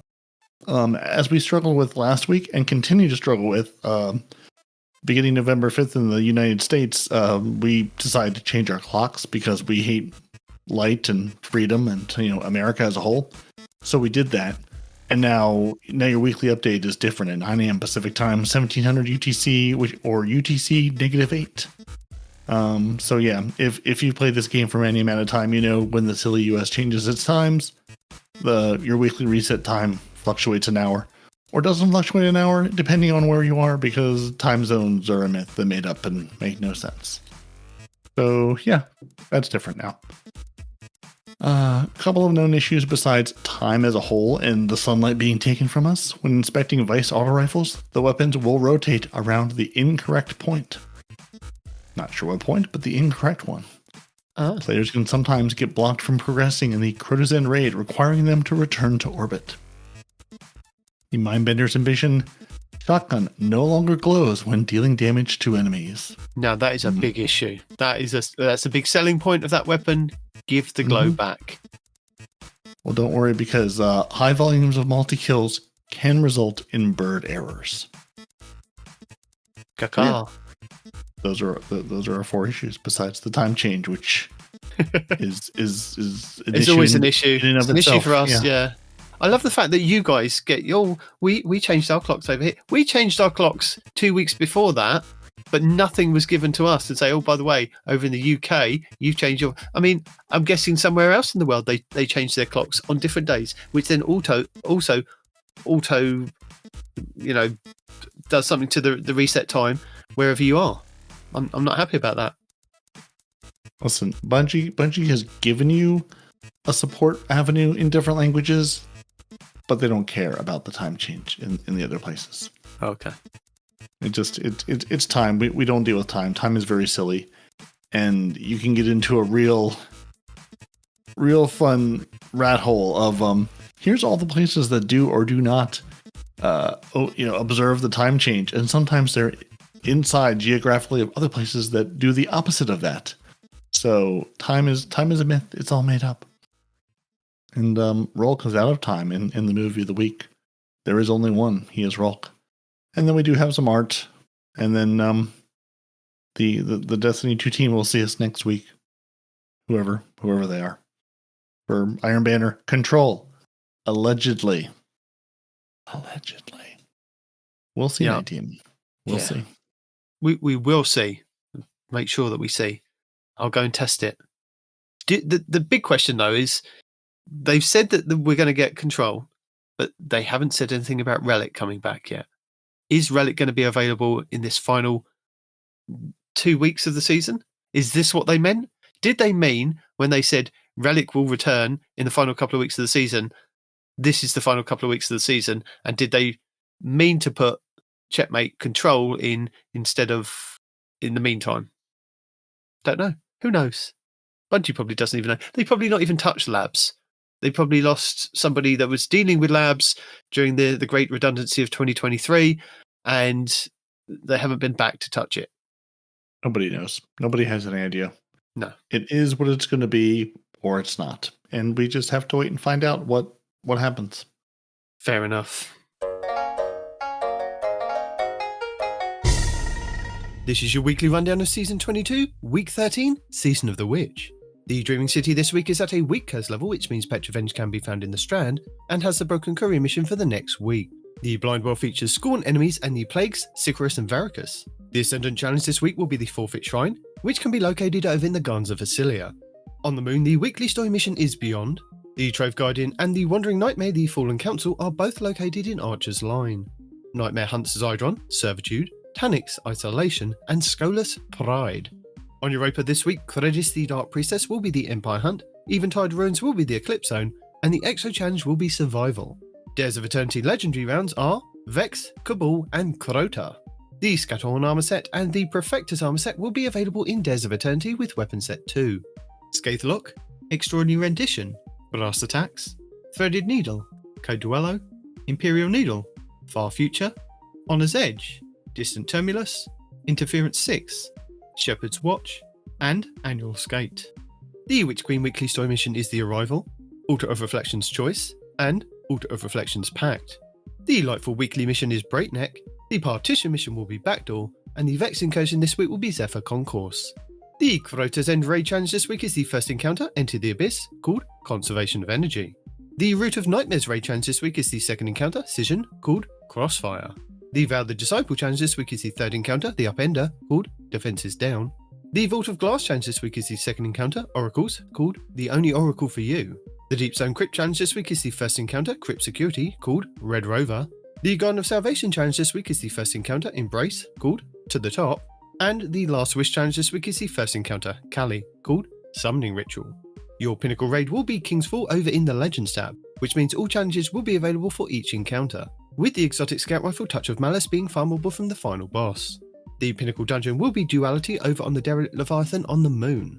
And the exotic mission rotator will be Presage, with the Dead Man's Tower exotic scout rifle being the main reward. The Season of the Haunted and Opulent weapon sets, plus the Eidolon Pursuant armor set. Lost Sectors, Tuesday Bunker E15 on Europa for exotic chests. Wednesday, Bay of Drowned Wishes on the Dreaming City for exotic helmets. Thursday, Vale's Labyrinth on the Cosmic Dome for exotic boots. Friday, Exodus Garden 2A on the Cosmic Dome for exotic gauntlets. Saturday, Sepulture on the Throne World for exotic chests. Sunday, Extraction on the Throne World for exotic helmets. And Monday, Metamorphosis on the Throne World for exotic boots. Our 13th featured Nightfall of the season was Sea of against Alakul in the Lightblade over on the Throne World, with the loaded question fusion rifle being the featured weapon. Lord Shax brings Memento Control to the Crucible for the 13th week of the season, Rift in the Relentless Crucible playlist, Relic in Crucible Labs, and Iron Banner Control all week long, with double XP across all Crucible modes. Also, don't forget to start collecting all of this Season of the Witch pass items and your reward track items and engrams from the Tower vendors before the end of the season. Plus, you can start holding those bounties and get a leg up on XP and artifact progression for next season. And that's it for week 13 of Season of the Witch. So, we have had another email this week. Came in live whilst we were recording this week's show. Ooh. So it's hot off the press, and it's a bit of an apology. I don't know if they're apologising to everyone or just... But they want some information, Peroty. They'd like some information. Right. So our friend Kelvin, who emailed in last week to say that I was a liar.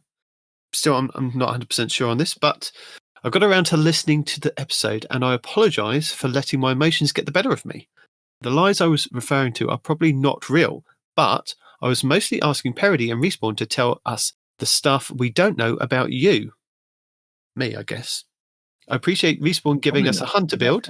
Nitedemon and Peroty, all you had to do was look at what you had equipped and say what it was. Okay, well, we can do that this week, probably, because Peroty still hasn't done his homework. Respawn is not here. Again, he's disappeared again. Having time of his life.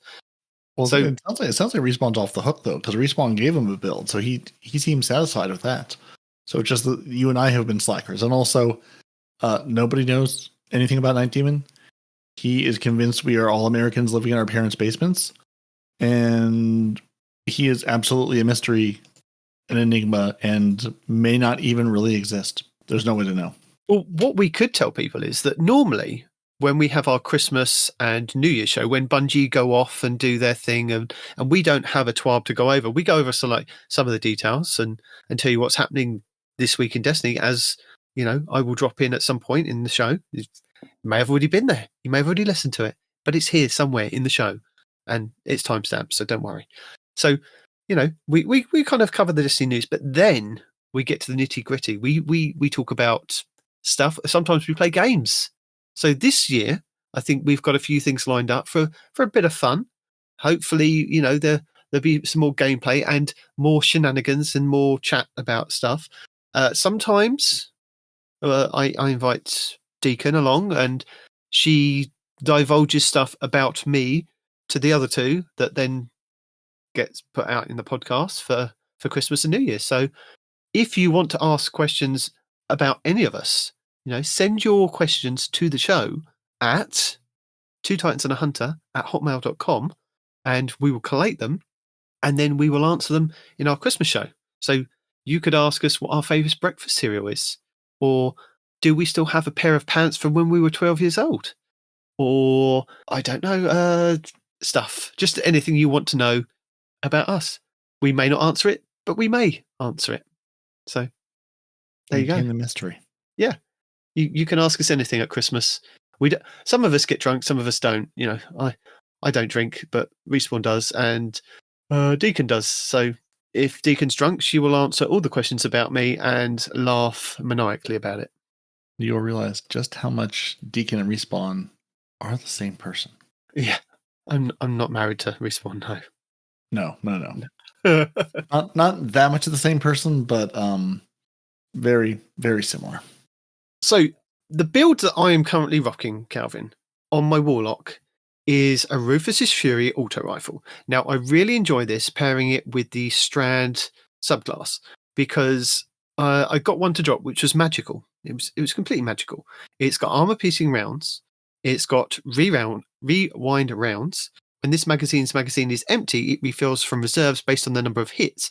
So as long as I'm hitting something, it keeps refilling, and that is true in Crucible as well. So I love it for Crucible. And then it's got paracausal affinity. So final blows of energy type matching this weapon's alignment grants increased damage for a short period of time. So light subclasses, give a boost to the light weapons, darkness to the dark weapons. So that's why I like pairing it with the Strand. I've been mixing and matching either kind of depending on what I was in. So I was using a Jotun at some points. Sometimes I was using my Oversoul Edict, depending on what I was actually doing this week. But yeah, at the moment it's kind of because I think I was still doing stuff for. I was doing the Witches stuff this week. So I was running like Savathun Spire with the Lactic Principle, which was the machine gun, to get the points for doing getting kills in those activities for one of the challenges on the season pass stuff. So I was doing that. I am rocking 22 mobility, 100 resilience, 90 recovery, 58 discipline, 40 intellect, and 71 strength.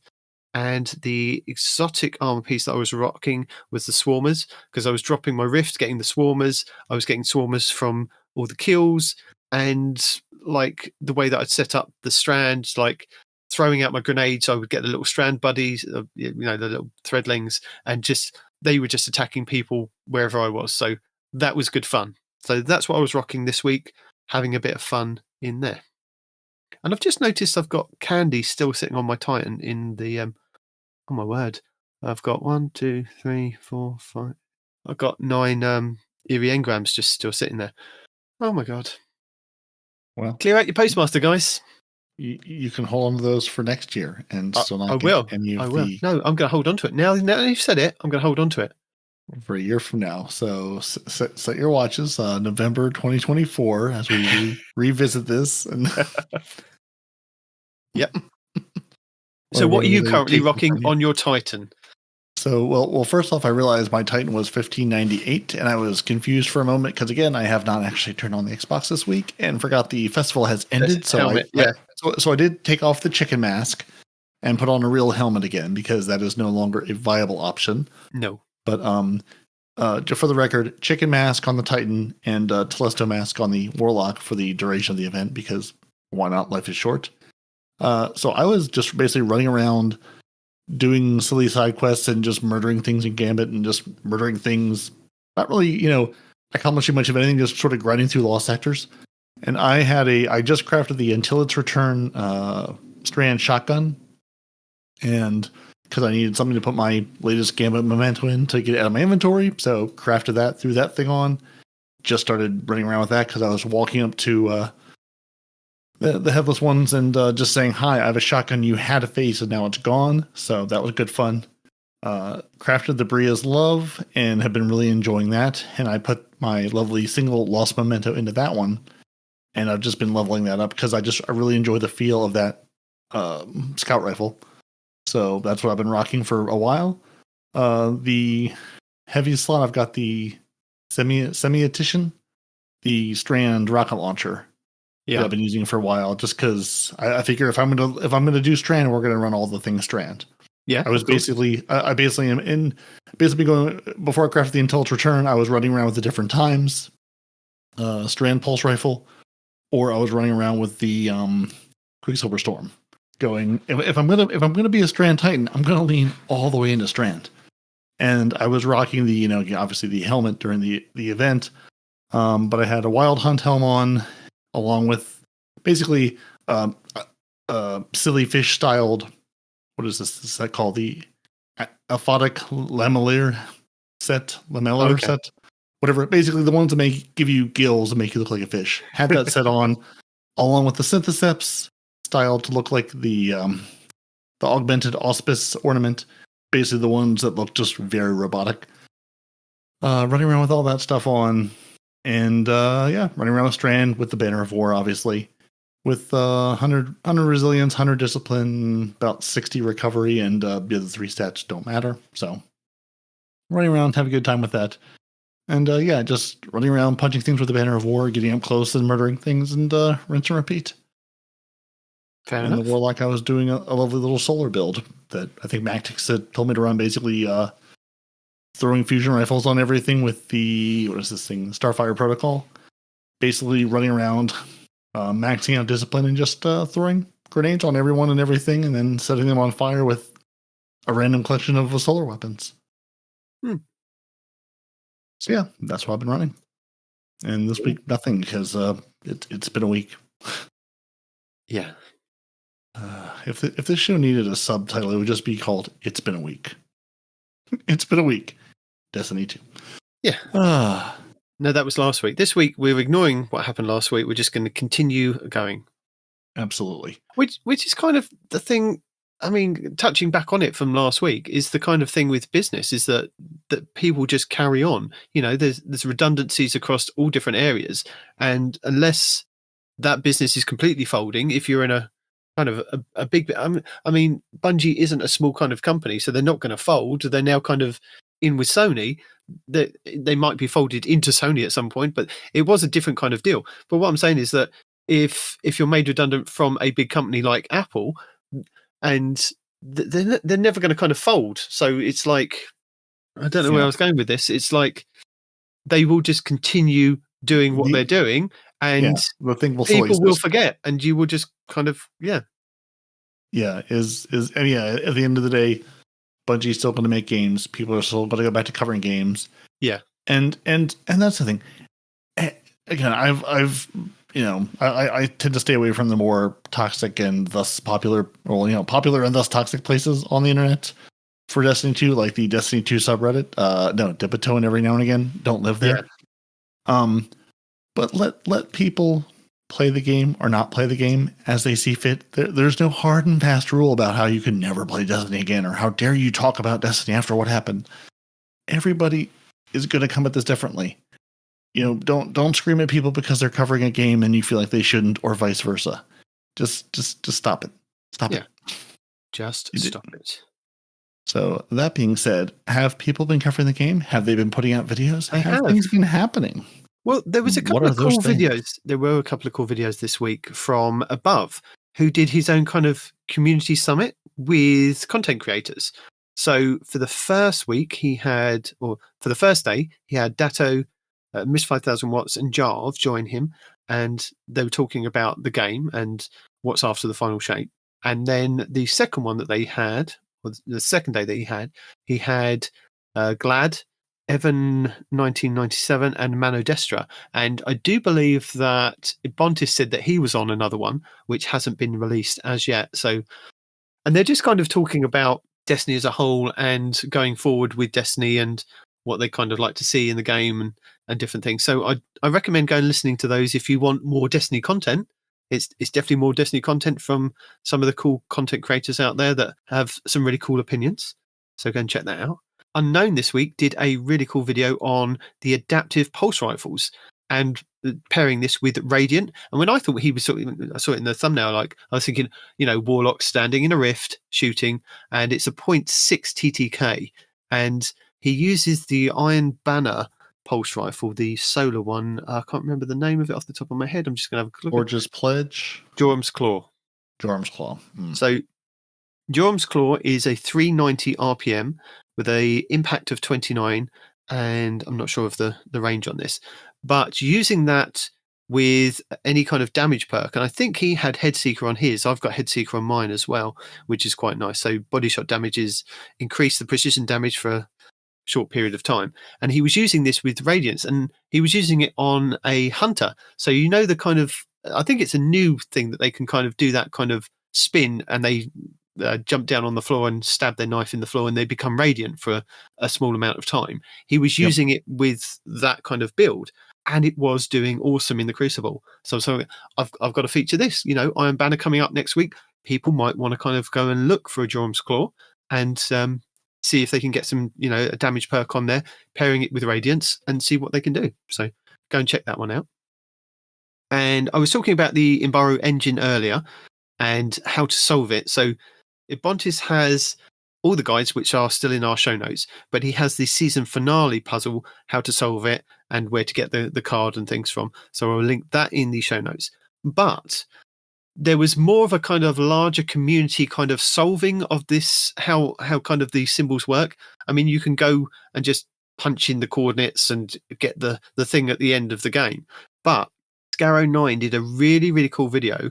It's about 12 minutes long of how he kind of solved the puzzle, because apparently he just kind of went off and did it by himself. And it's all these weeks of the Imbaru Engine of kind of, when you've gone in these different rooms, there are different symbols and different statues, which all link to this kind of last kind of puzzle.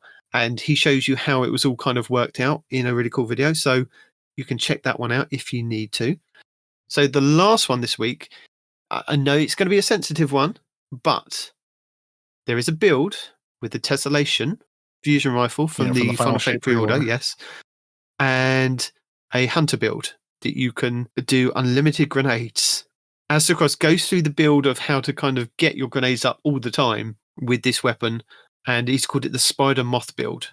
Respawn probably already knows about it. Respawn's probably already done it, but it's a really cool build, and I thought I'd kind of, if people have still got their pre-orders, then and they've got this weapon, you might as well try it if you're on a hunter. So there you go.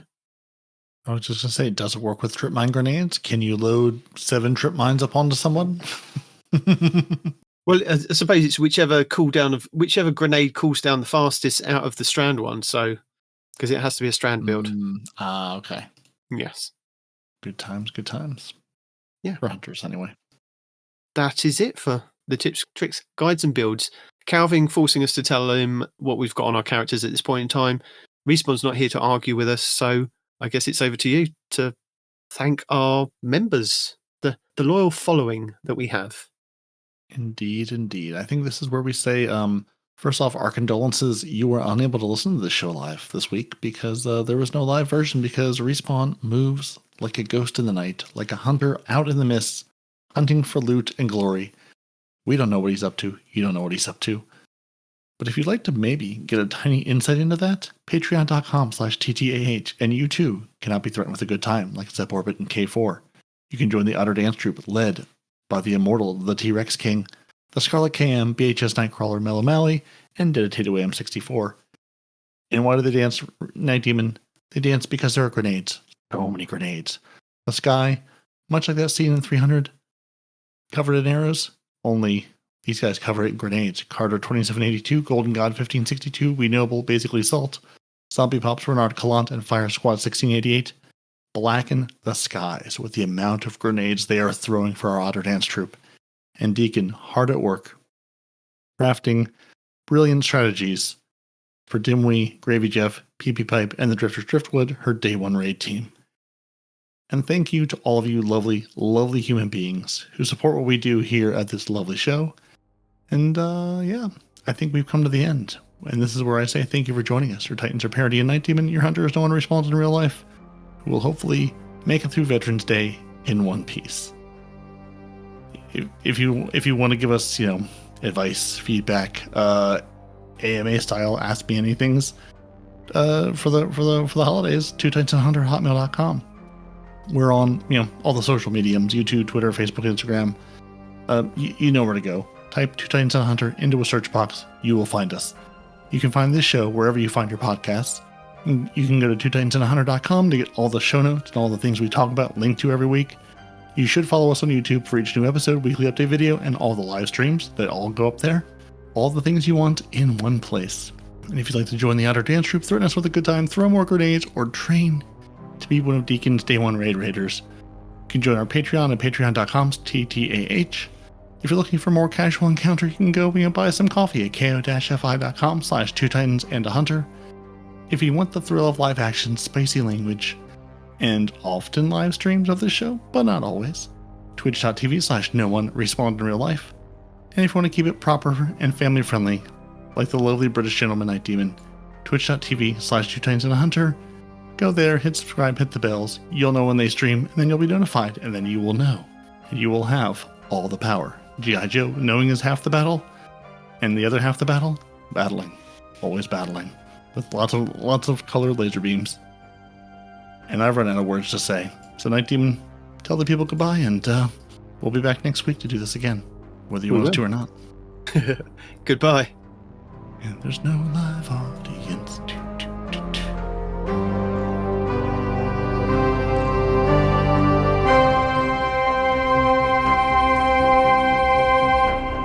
Two Titans and a Hunter, a Destiny 2 podcast.